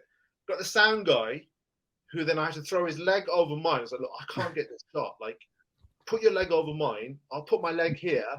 Boys, are we happy? Like, good. And we sat there for like 5-10 minutes. I was pretty comfortable, to be honest. I think we could have fallen asleep. But the fact, and then I was on a zoom lens, and I was shooting, obviously, on a laid down on a set of stairs, and then I was shooting through banisters. A side point, I tried recreating this afterwards, and it didn't work. It just didn't work. The hairdresser wasn't getting the right flair. It just wasn't. It just wasn't working. And then the second thing that I took away from this when I was researching and looking for images to present today was, I feel like we have the easiest job, but then we have the most difficult job. Easy in the sense that you've got just so many talented people. And this is, it's beautifully lit. There was somebody there to do the hair, the makeup, the costumes, everything, like everything set up for you. And then you just step in and take a photograph. But then equally, it's the most difficult job, because it's not that easy, because you're fighting so many obstacles to get the shot. And I kind of thought it was kind of hilarious that it is like, it's easy and it's also really tough as well at the same time. Absolutely. And I think, what all of those, in fact, all of the images we're seeing, but perhaps especially this one, is a good film still should look so effortless. It looks effortless. It looks like it's just you and those people in front of you. And in actual fact, it's never the case. It's you and 500 other people crammed into a little space, and you're exactly as you've said. But it makes it look effortless, and that's what you've done. But I feel that's the exciting thing, isn't it? It's like finding that little space on set where you just found it, and you're like, I found it. It's like finding like a gem. Oh my God, I can't believe I found this spot. And then the sound person's like, oh, I need to be there. Then you have to move. And then you're like, all right, okay, I didn't find it. But I found the spot. I was so happy that I was just like, right, I've got it. And then magic happened. Absolutely. And the thing is that you find your spot, you work, you think, well, that 5 minutes that you spent, crammed up with everyone else, that image that you got from that lasts forever now. That 5 minutes of being uncomfortable is so worth it, because you've got an image in your portfolio that will last for many, many years to come, let alone how useful, valuable it was to Netflix. Yeah, exactly. Yeah. From a marketing and publicity point of view, I mean, I can see half a dozen uses for this image. It's like it's a great angle, standalone without all the stuff that's going on, and it's a beautiful portrait.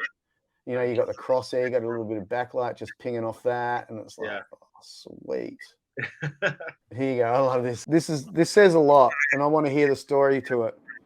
So this is from a short film that I shot, which is actually shot where I grew up. So I grew up in the West Midlands. This is shot in a place called Walsall. I grew up in West Brom, so this is just like down the road from me. It's a short film set in the 90s about this young boy and his relationship with his father, who's becoming like estranged from him. And it was a period piece. It shot set in the 90s. 2 boys, 2 young actors. Again, I've got like the Steadicam guy, and I've just kind of like ducked underneath him and got this shot.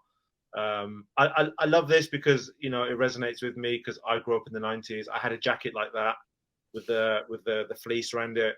I even had a BMX bike like that as well. It was interesting when I looked at the first image of Stephen Graham and then this one together. I kind of felt like they could be like in the same film. And then, and then I thought to myself, is that my style? Have I then obviously I have. I've watched those films and I've looked at that, and then I've shot something like this, and they could be in the same. They could be in the same film. Yeah, because it'd be tempting to shoot it right in the middle of the street, but then you're going to miss out on the rubbish in the car. So exactly, I think you've completely nailed it. Yeah, and that's like that isn't set. They haven't decorated that. That's literally how it is in that area, and they've placed those boys there for that shot, and it just worked really well. And again, obviously the eye line's that way, so I was kind of on the right of the Steadicam operator, and it was funny because the director, I felt like the director for the whole shoot felt like I was in the way. He just kept telling me like, "You're like, move back, please, move back." And then when he saw the images, he was like, "Oh right, yeah." Sorry, I thought this move. I had that with a very famous director. I had to fly to Morocco, and it was like 36 hours to get there from where I was. It was like 8 different flights or something ridiculous. And it was this big runner through the desert. And I'm moving with it. He's like, no, you got to go. You got to go. You can't be there. So I went up to him and it's like, this is what I do. I do it really, really well. There's no problem. I'm not going to get into your shot. Even if the camera swings around at me, I'm lying on the ground underneath it. I'm never going to get in it.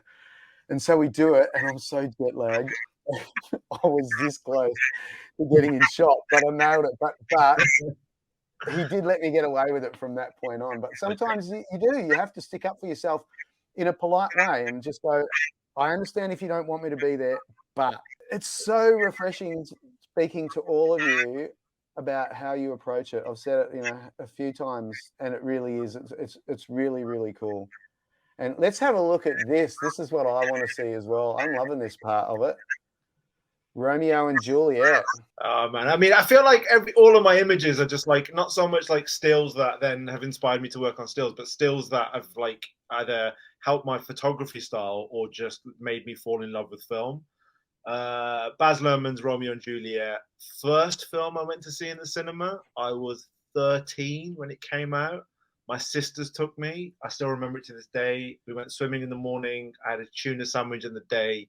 And then they took me to see this film, and it absolutely blew my mind. Again, another film that is like in my top 5. Just everything about it, like, a reimagining of Shakespeare's Romeo and Juliet set in like modern, like, I guess it's meant to be. I wish he had have done all of them. What's that, sorry?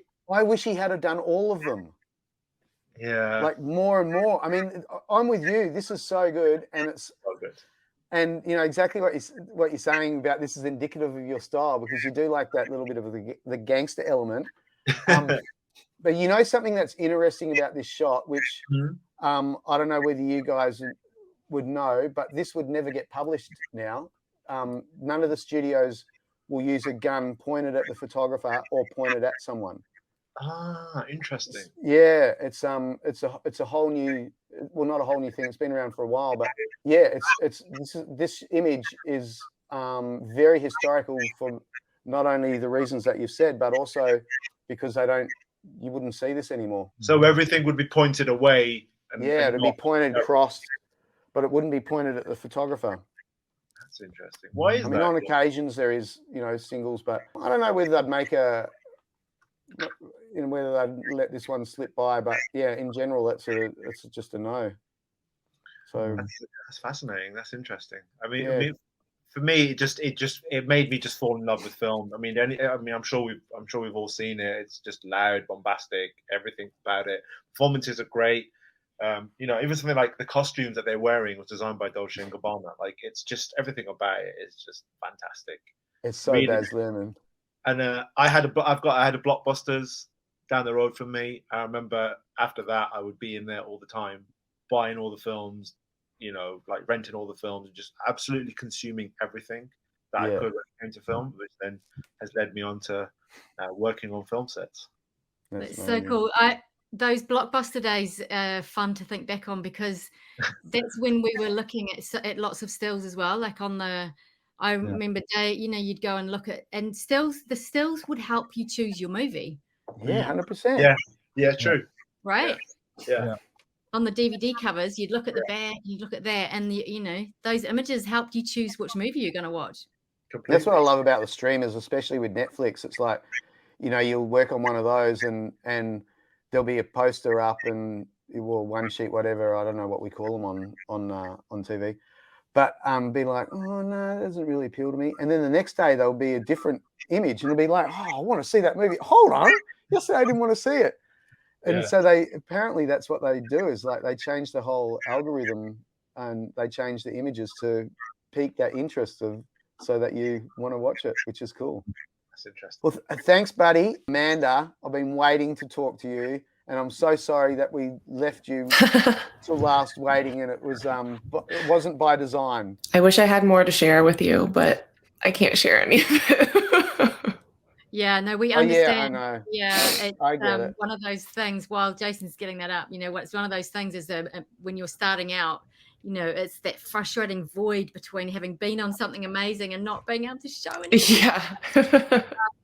And you're in that, you're right in that Yeah, zone. because I do have much better images, much stronger images that I've taken. It just nothing's released yet. So Nothing's released yet, and we understand. But what's going to be really interesting, I think, with what you show is that these are the images that helped you get the work that you have. Everything except for maybe one of them. One was from my first union job that I had, so that was okay to use. So no, but you can see where your style is moving. So it's actually really cool, and I know I'm going to keep an eye on everything that you guys do, and I hope that we keep in touch and you send me a message on Insta every now and again or something, and that would be really cool. But let's hook into your first image by a very dear friend of mine. Yes. So my first image, I obviously had to choose an image from Hopper because I owe basically everything to where I am right now. I owe a lot to Hopper. He was the first photographer to actually speak with me and kind of give me an introduction to the industry and answer all of the crazy questions that I had. So this is one of his images from Hidden Figures. And when Hopper and I first met, he brought his printed portfolio for me to look at. And this was one image that just stood out to me and that kind of stuck with me. Like everything about it, the composition, her in the turquoise and all the men in the white, her being a Black female and all surrounded by these white dudes in white shirts and ties. Like it was just so powerful and so strong to me. Often the best images tell the most story in the most simple way. And that's what this is, you know, and it's really hard to find one image that tells a story. Filmmakers, they get, you know, shot after shot after shot after angle after angle after angle and piece it all together, and we have to do it in one shot. Mm-hmm. Yeah, totally. And I mean, you know, Hopper is a remarkable photographer. You know, his comedy work is astounding, and he's grown a lot himself in just like 10 or 15 years, you know. And I think there's something to be said for, you know, growing up on comedy films that, you know, you really have to get the timing right, and that transitions over to any genre, I think. Yeah, I think comedy, I feel like if I were to have to pick a genre that I would be most intimidated by shooting, would definitely probably be comedy, just because like comedy is so a lot of it is so physical, and like you said, we just get this one tiny moment to capture, and it's like, how do you capture a moment that's funny when everybody's perception of what's funny is so different? Yeah, sure is. Right. I love this shot. Oh, it's got everything I like, actually, and it's quite a tricky one to pull off. So what's this from? So this was from my very first union job, which it wasn't a TV show or a film, but it was classified as a game show, actually, I think. But it was for something called FCF, which is fan controlled football, which is something they do in Atlanta. I think they're coming back to Atlanta in April for their, I think, third season. But it's a very interesting, like, indoor football, like indoor arena football, but there's an app and like fans can vote on the plays and things that get called. It's the teams are kind of picked by fans as well. I think it's really interesting, but this was during team introductions and the teams were running out, and I was actually shooting the other way into the tunnel where they were coming out of, because the light and like the smoke and everything was really pretty. And I happened to follow this guy out and saw this perspective, and I was like, oh wait, I'm like, no, never mind, I'm like, this is my shot, I'm like, I'm gonna turn around and go this way. So yeah, this was just them running out, and all that smoke is actually like residual smoke from where they were running out of the tunnel that they came out of. Oh, so they dragged the smoke out with them when they ran out. Yeah, because they were running, like, yeah, the smoke was being pulled out from the athletes running through it. It was very thick and heavy on the other side. That's great. It's funny you say that. I remember when back in the, you know, years and years ago, when I was at photography school, which is a really freaking long time ago now, decades, before I even knew about film stills photography. But what you've said just reminds me of something that a tutor said to me, which is, if you're ever getting bored with the image that you're making, just flip 180 degrees. Oh yeah, good advice. and just see what, because you can't see what's going on behind you when you're busy like this. And yeah. And that's And exactly this was, like I said, this actually was kind of like a happy accident, just because, like I said, I was trying to capture, like I said, the guys coming out of the tunnel. I was following them, just happened to follow further than I had planned, saw this, and I was like, oh, okay, like I'm shooting the wrong way. That is so cool. Yeah, that's some great advice from both of you, actually. See, this is where I'm seeing you work. You're like nailing the eye lines and the emotion. You can't do that over the shoulder, you know. This is. I want to know what's going on. So this was from the very first short film I ever did. I had really crap equipment shooting it. I did not know exactly what I was doing. It was an unpaid, like, small budget short film. I was unpaid. I don't think a lot of the other crew was paid either, but they were in this particular scene. Like, she was arguing with him over money or some situation, and like there was just like this confrontation, and I didn't even know at the time what a 50-50 was. So but yeah, this was a setup where the camera was actually on the shooting his coverage, and I was shooting into the profile, just because I felt the background was kind of crappy. We had this you can see like the bright door was like the door was open. So coming from that angle, where camera shooting just wasn't ideal. So I just found my own angle, and because of the light that was coming through there in the door, it kind of backlit them a little bit. And I preferred this shot a lot better than what the camera was getting. Yeah, it happens a lot like that. We when I shot Mulan, there was a shot that I wanted of Mulan with the horse, and I wanted them both gazing into each other's eyes. You can look it up and find it everywhere.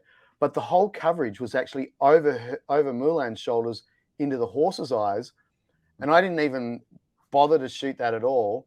And it took forever. It was like an hour. But all I wanted was just both eyes locked, and it only happened like once or twice for me. But it's such, I just feel like it was such a beautiful image, and it was worth not bothering about what they were doing and just only bothering about what I wanted to do. And I've said it before, a lot of it is knowing what to walk away from. And, our job isn't to sit there and cover exactly what the camera's doing. We have a creative job. We can go and do whatever we want. Absolutely. I think as you get more confidence, you bring your own vision to the story that is being told in front of you. And we had guest speakers come on the course, and also for the directory. And just yesterday we had Jasin Lubin come talk to us, amazing photographer in the US. And he was talking about, he'd see an image, whether it's from on the monitor, or he'd see the scene, whether it's on the monitor or rehearsal, but he would, just really isolates the image that he wants, and then just goes and makes it happen one way or another. And sometimes in difficult situations, if you don't get access, if it's a closed set or whatever, finding ways. But the other thing is that this is probably a fast-paced situation, and it only happens for a split second that they're actually looking at each other like that, like a miniature split second. And because in the scene, she's kind of walking away, and he grabs her arm and pulls her in, and that's kind of like where this moment happened. Yeah, no, it's great, and exactly what Justin was saying. It's like, it's completely presumptuous to think that we can follow the director's vision or his style. I look at it more along the lines of that. I'm there to tell the storytelling of the director's storytelling, and give the audience an alternative view of them to want to look deeper into that, so that they want to go and see the film. They want to see what the director's done with it, not just what us as still photographers have. Now, these are always tricky shots to get. And what are they running away from? See, that's what I want to know. Are they running away, or are they running to? So they're running to. So this was another short film, like I said, unpaid short film that I did early on, and it was actually being done as a PSA on human trafficking. So in the scene, she is actually the woman on the right is actually trying to kidnap the little girl, and she's got her, and she's trying to run like I said, take her to wherever she's trying to take her. And the little girl is screaming and like crying for help. So that's what's happening in here, which is, it was fine because, like I said, being a, low budget project, I'm not sure anybody had secured a permit to film on the street where we were filming. This little girl is screaming like, help, like daddy, like, and people are like looking at us like, oh, we had cameras and everything. So it's obvious that she is not actually being kidnapped, but it was a little interesting from that perspective because the little girl, she did do a great job, but she's, like I said, she was really, really screaming in the scene, like, no, like, I want my daddy. And there were definitely some people who were stopping and looking to see what was going on when we were doing this. Oh my gosh. But there's a lot of emotion in this shot.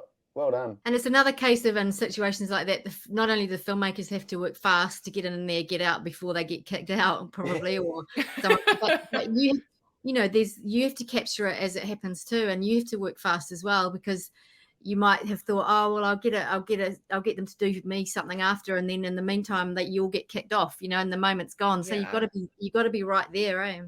I will say also, like, doing things that were low budget, no budget by less experienced filmmakers, I felt was actually more challenging in a way because it's not done traditionally like you do things on a normal set, having your master and then your coverage and your turnarounds. Like a lot of times on these short films with I would get one shot at getting something.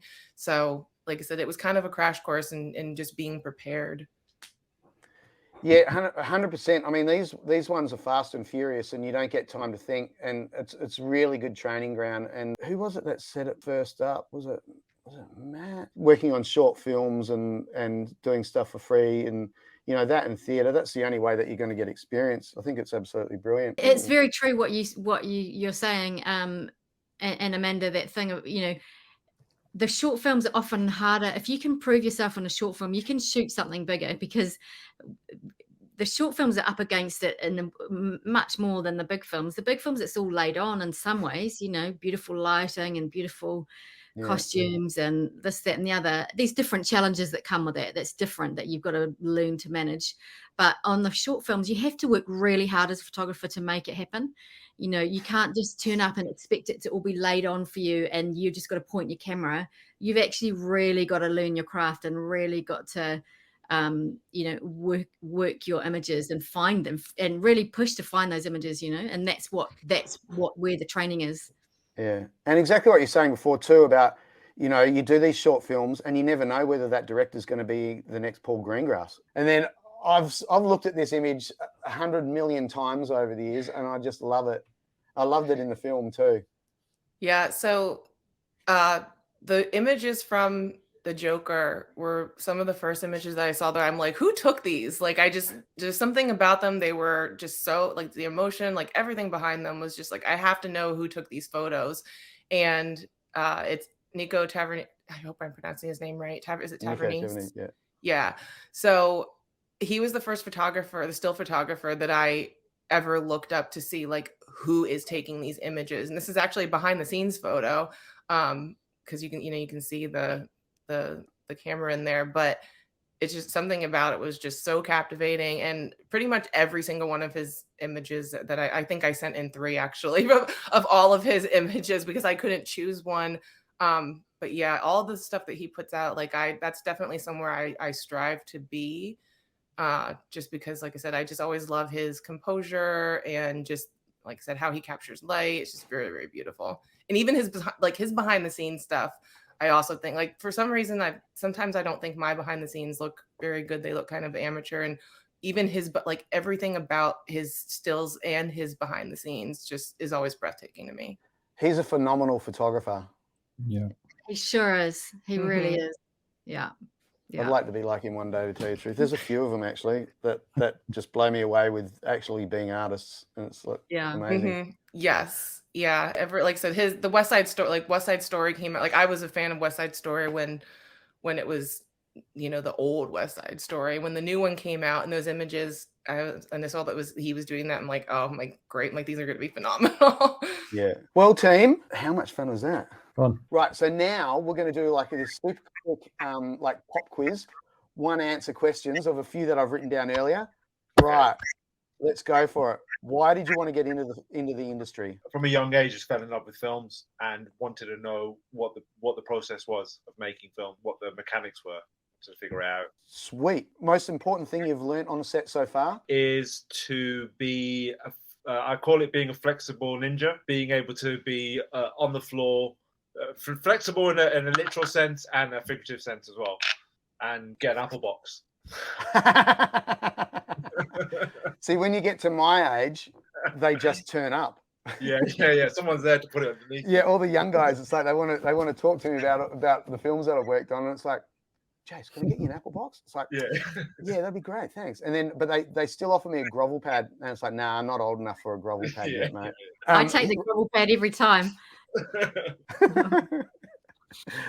You should, because you're like the queen of the set. So they got to look after you. Any failures? Tons, loads. I'm always texting Nicola saying, "Oh my god, I did this. What should I do now?" You got one in particular? Hang on, I'll just look up my phone to see which one. Eye lines. There was an instant where an actor said he got up and went for the producer, and I was like, I turned to the producer. It's fine. I'm moving. I'm getting up. I'm gone. I just knew. He didn't. He took one look at me, one look at the producer, made a beeline for the producer, and I went, "Oh, so yeah, I'm gone. See you later. Bye." The other good thing to do in those situations, right, is you do one take, and then you get the hell out of there the second that cut is called, and then they're looking around for you. It's like, oh, maybe they weren't there. What do you love about shooting in at stills? The daily challenge.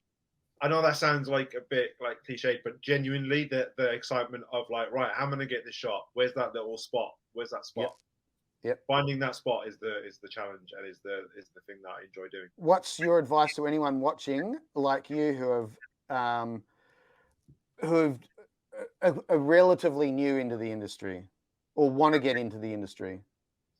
I would say, besides managing to get themselves onto music videos or short films, if you can go to festivals, protests, marches, if you can photograph on the street, if you can just get into places, if you can go to events, sporting events, and photograph that, and if you can not master it, but if you can get good at that, then you can take weddings, you can take that to the next stage of being on film sets.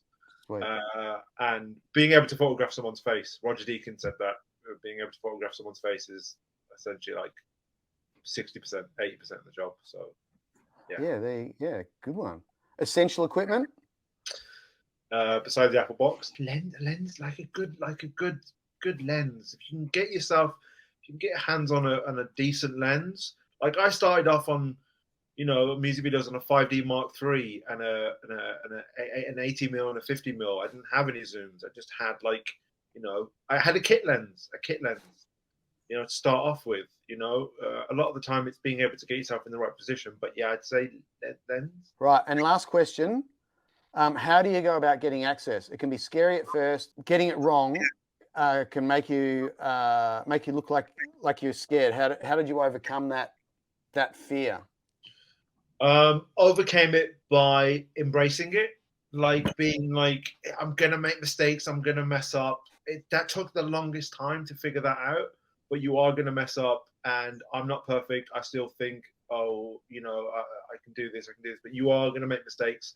You just have to get past it and just shoot as much as you can in your spare time as well. Just being able to be comfortable that when you walk onto a set, you know what you're doing. Well done, buddy. And I can't wait to follow your career. We're going to have to do this again in, I don't know, we'll figure it out. But we got to do the same group again. All right, Matt. Yes. Why did you want to get into the industry? Loved photography, and it's the best bit of photography. It's every single photography. It's documentary photography. It's wedding photography. It's landscape photography. It's portrait photography. It's BTS photography. An accumulation of all of the best bits of the art form, photography. Yeah, that was why. And obviously love film, love cinema, cinephile. Yeah. Most important thing you've learned on a set so far? The crew are the most important people. It's always the crew. I love the crew. That's what makes your day I don't know, like crew. It's all crew. Like the best times on set are the crew. So integration with the people around you or who you work with, 100%. Right. Any downfalls? It can be a very, not a lonely place, because it's not sometimes, but you're carrying everything on your own, I would say. Like especially if you're doing daily work, TV work, coming in being the unknown person is quite difficult sometimes, especially if the crew have already bonded. Then that's where I found it the most difficult, but sometimes it's fine after a few days. What's your advice to anyone watching that, like you, wanted to get into the industry? Those first, I have to do this. It can't be a part-time thing. It has to be a full-time thing. You have to really want to do it and be patient, and emails, or whatever you think is the best way to get in, just get in, because there's no right way or correct way to get in. If you've got people who use them. If you don't, just grind and hopefully you'll be lucky. Good advice. Essential equipment?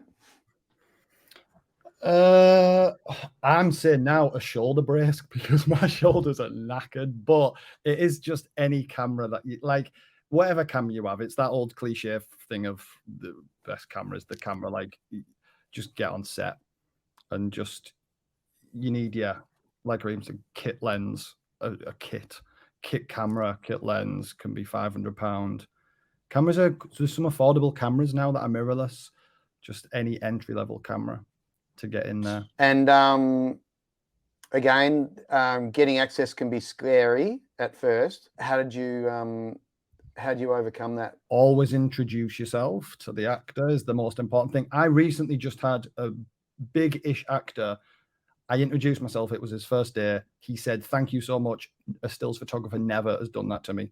And that's a massive, for UK, like, this is a BAFTA winning photographer. And that was like, what the hell? And he was like, "Thank you." He gave me access the whole day. He let me do any setups. He let me do anything. Also, it's just a film set and they're just normal people, and everyone is just go for it. It's a normal workplace. It's no different to any other workplace. And you should be respected for your job. Yeah.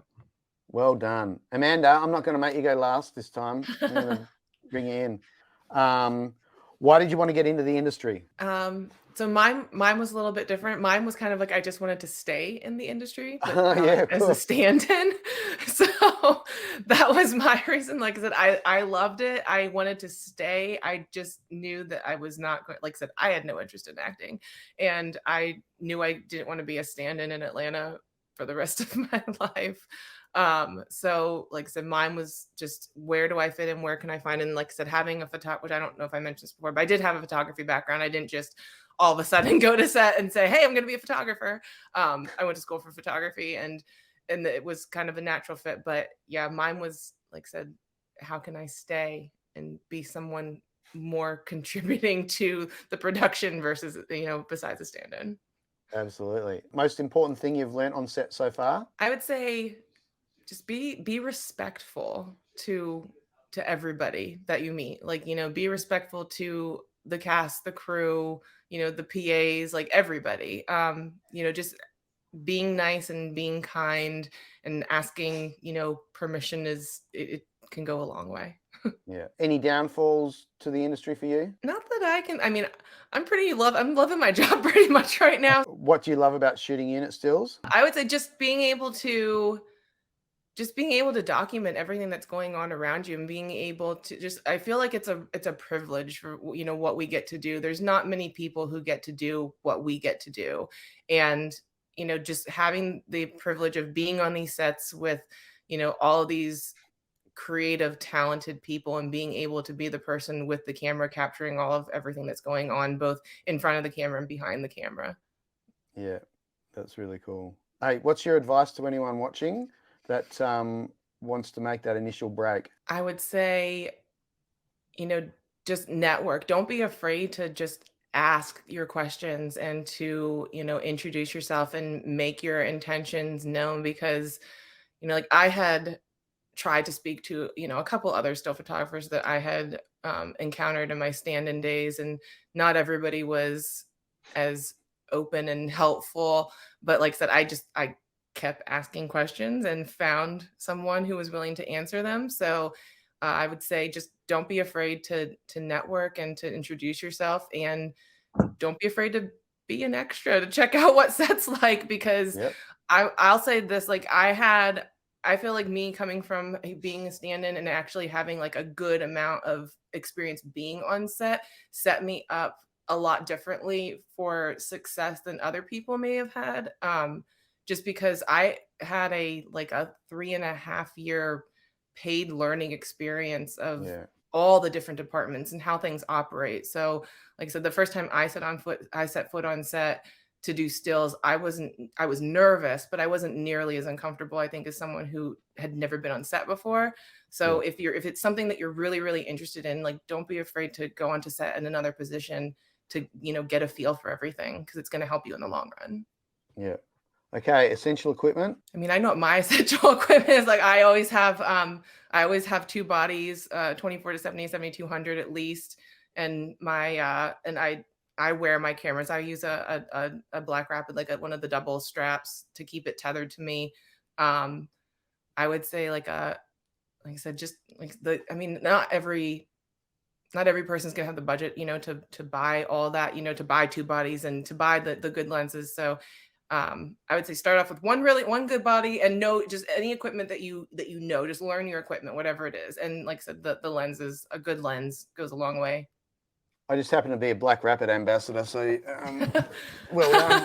Thanks for throwing that in there for me. No problem. I love my Black Rapid. I'll have to hook you up with Ron. He'll send you some stuff.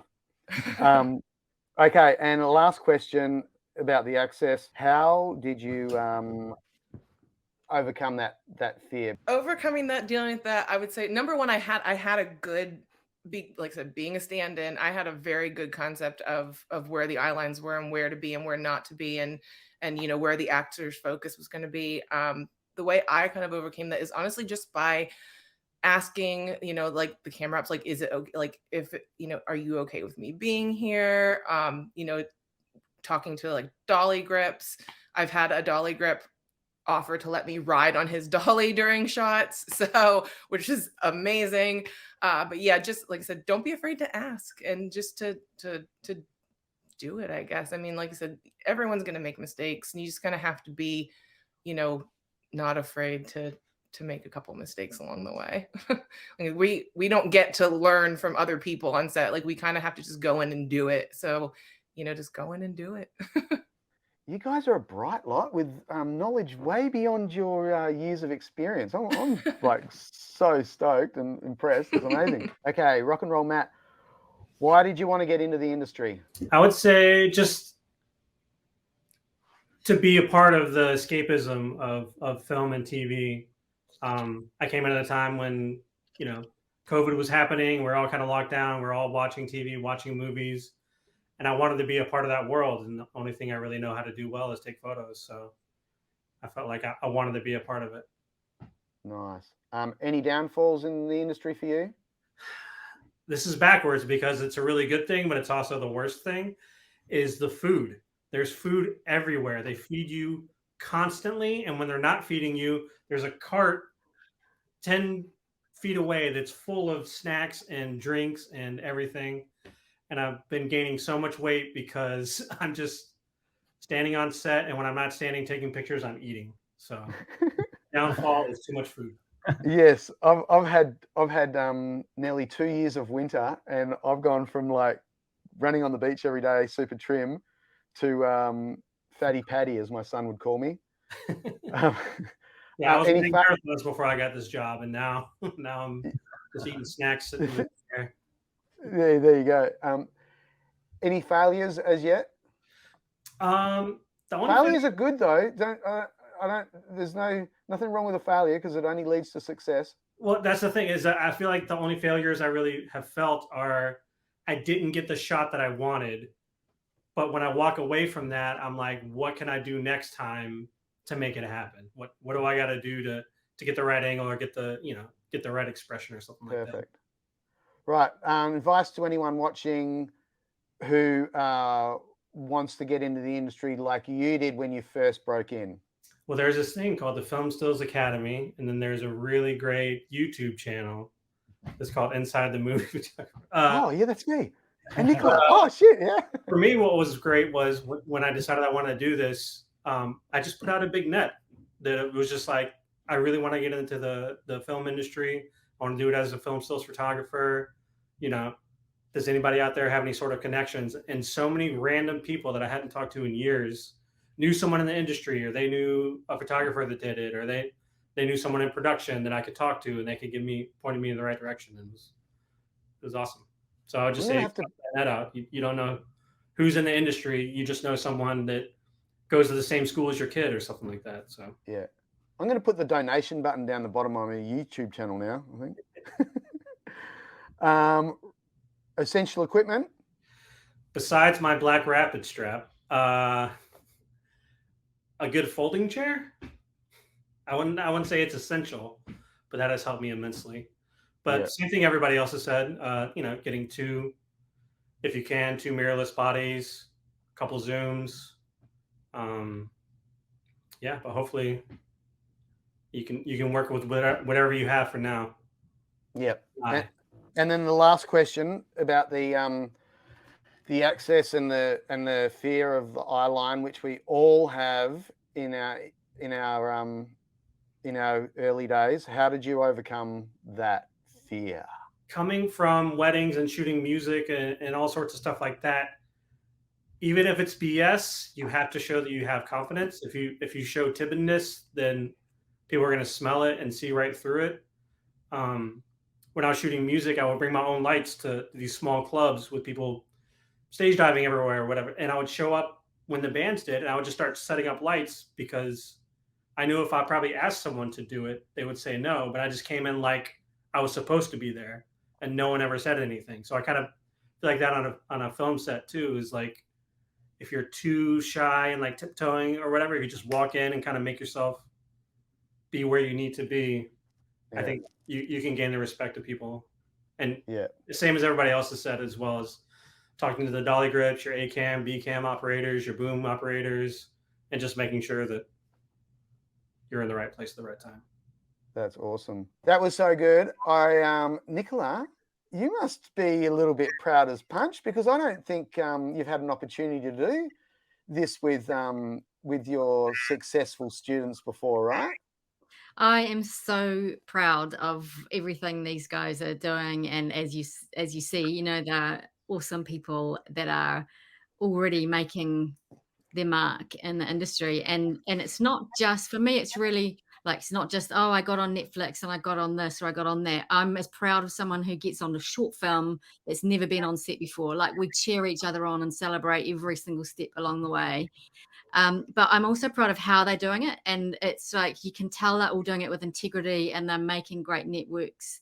They're making, they're giving, this is the thing, right? They're giving stills photographers a really good name, because sometimes we have to go in and fill it and do some repair work for photographers that have come before us. And that's where this kind of thing benefits everyone, and it's benefiting those that will come after us. Photographers coming through know how to get on set and not annoy everyone, and how to actually have other crew members look at them and go, oh my God, that looks amazing. I'd love to do that job. Because you're making it look fun, and you're making it look easy, and you're making it look effortless, and we know it's not. But I think it's the way that they're doing it as well, that's what I'm super proud of. Yeah. And I know these guys have got a long career ahead of them. And what you said earlier as well is that I could do this 3-4 days in a row with another set of 4 people, because there's lots of people doing really, really well. And I'm super proud. It's been one of the best things that I'm really proud of what I've done in my career, but this is what I'm almost most proud of. I think it's going to have a long-term impact. I think having FSA on your resume is going to end up being quite an integral part for those that are smashing into the industry. So well done, guys. Honestly, I'm so stoked to hear the way you guys all talk and the passion you have. And I think so. I mean, literally, you've only been, your first productions have been in the past 2 years, correct? Yeah. Wow, that's to have May this knowledge. was my first. Sorry, I think May was my first. Wow, Well, if this is the future, then the future is pretty damn bright for us in stills, and I'm really super proud to have had the opportunity to do this. And because we've been talking about doing this for ages, and I haven't done one for a bit because I've just been too busy. And it's like, I want to do something different. And because, like I said, the first question I get asked every single day is, how do I get into the industry? And I think that you guys have probably answered it as good as, if not better than anyone that I've had. And this is an episode that's been 100% dedicated to it. So thank you for taking the time to be with us tonight. Thank you. Thank you for having us. Too easy. Thanks, I'll let you go to sleep.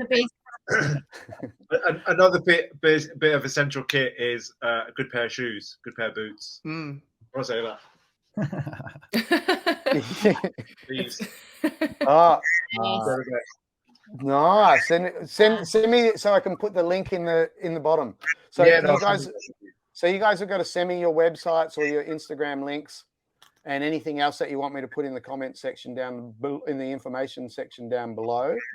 I'm an Adidas on Studio, the Ultra Boost, because they don't squeak, and on location I'm Scarpers, low Scarpers, and if it's muddy or wet, then I wear Neos over the top.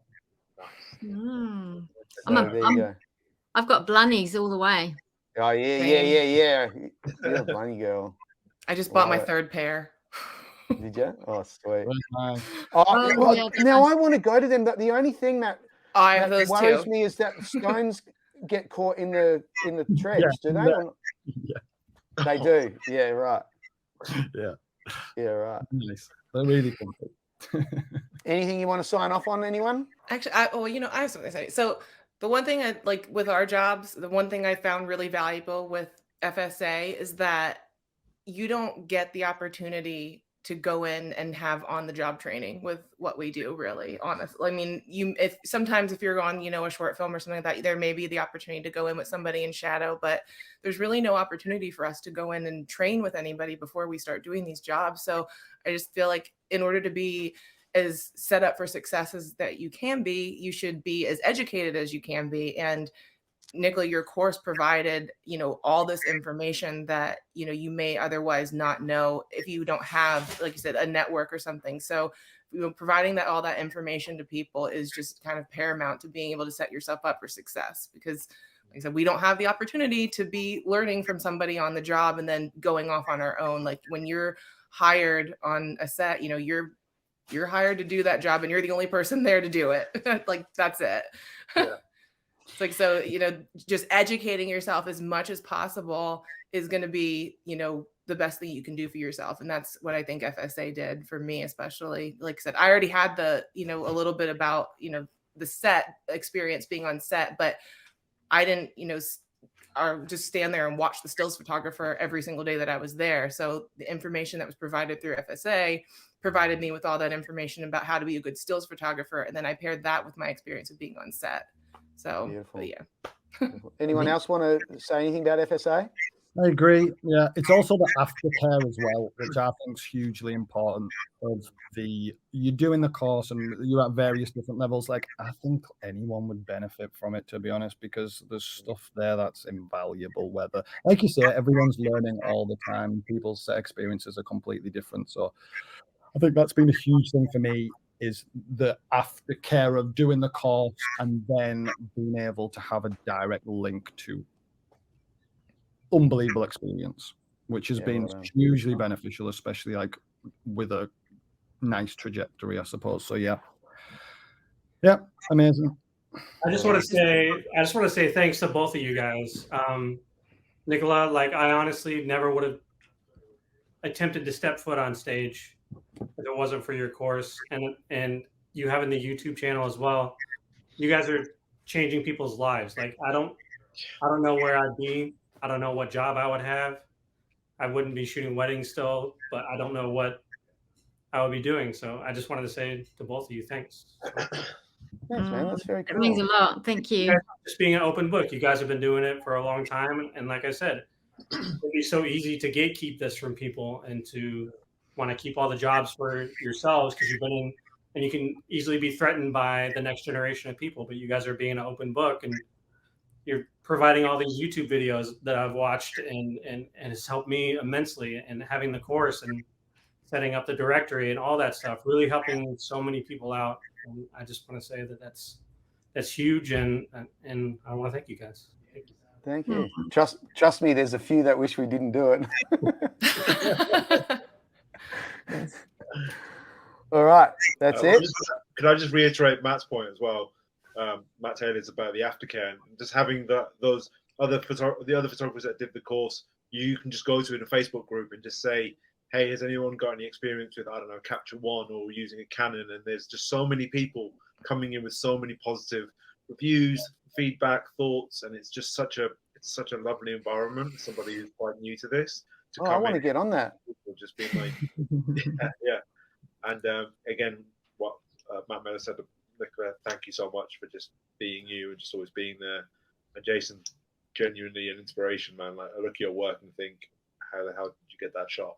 Wasn't that James Bond one with the? I was just like, Yes. Yeah. Yeah. I was with a bunch of grips and we were all talking about it. We were like, do you think we could do something? I was like, no, we can't do that with a bunch.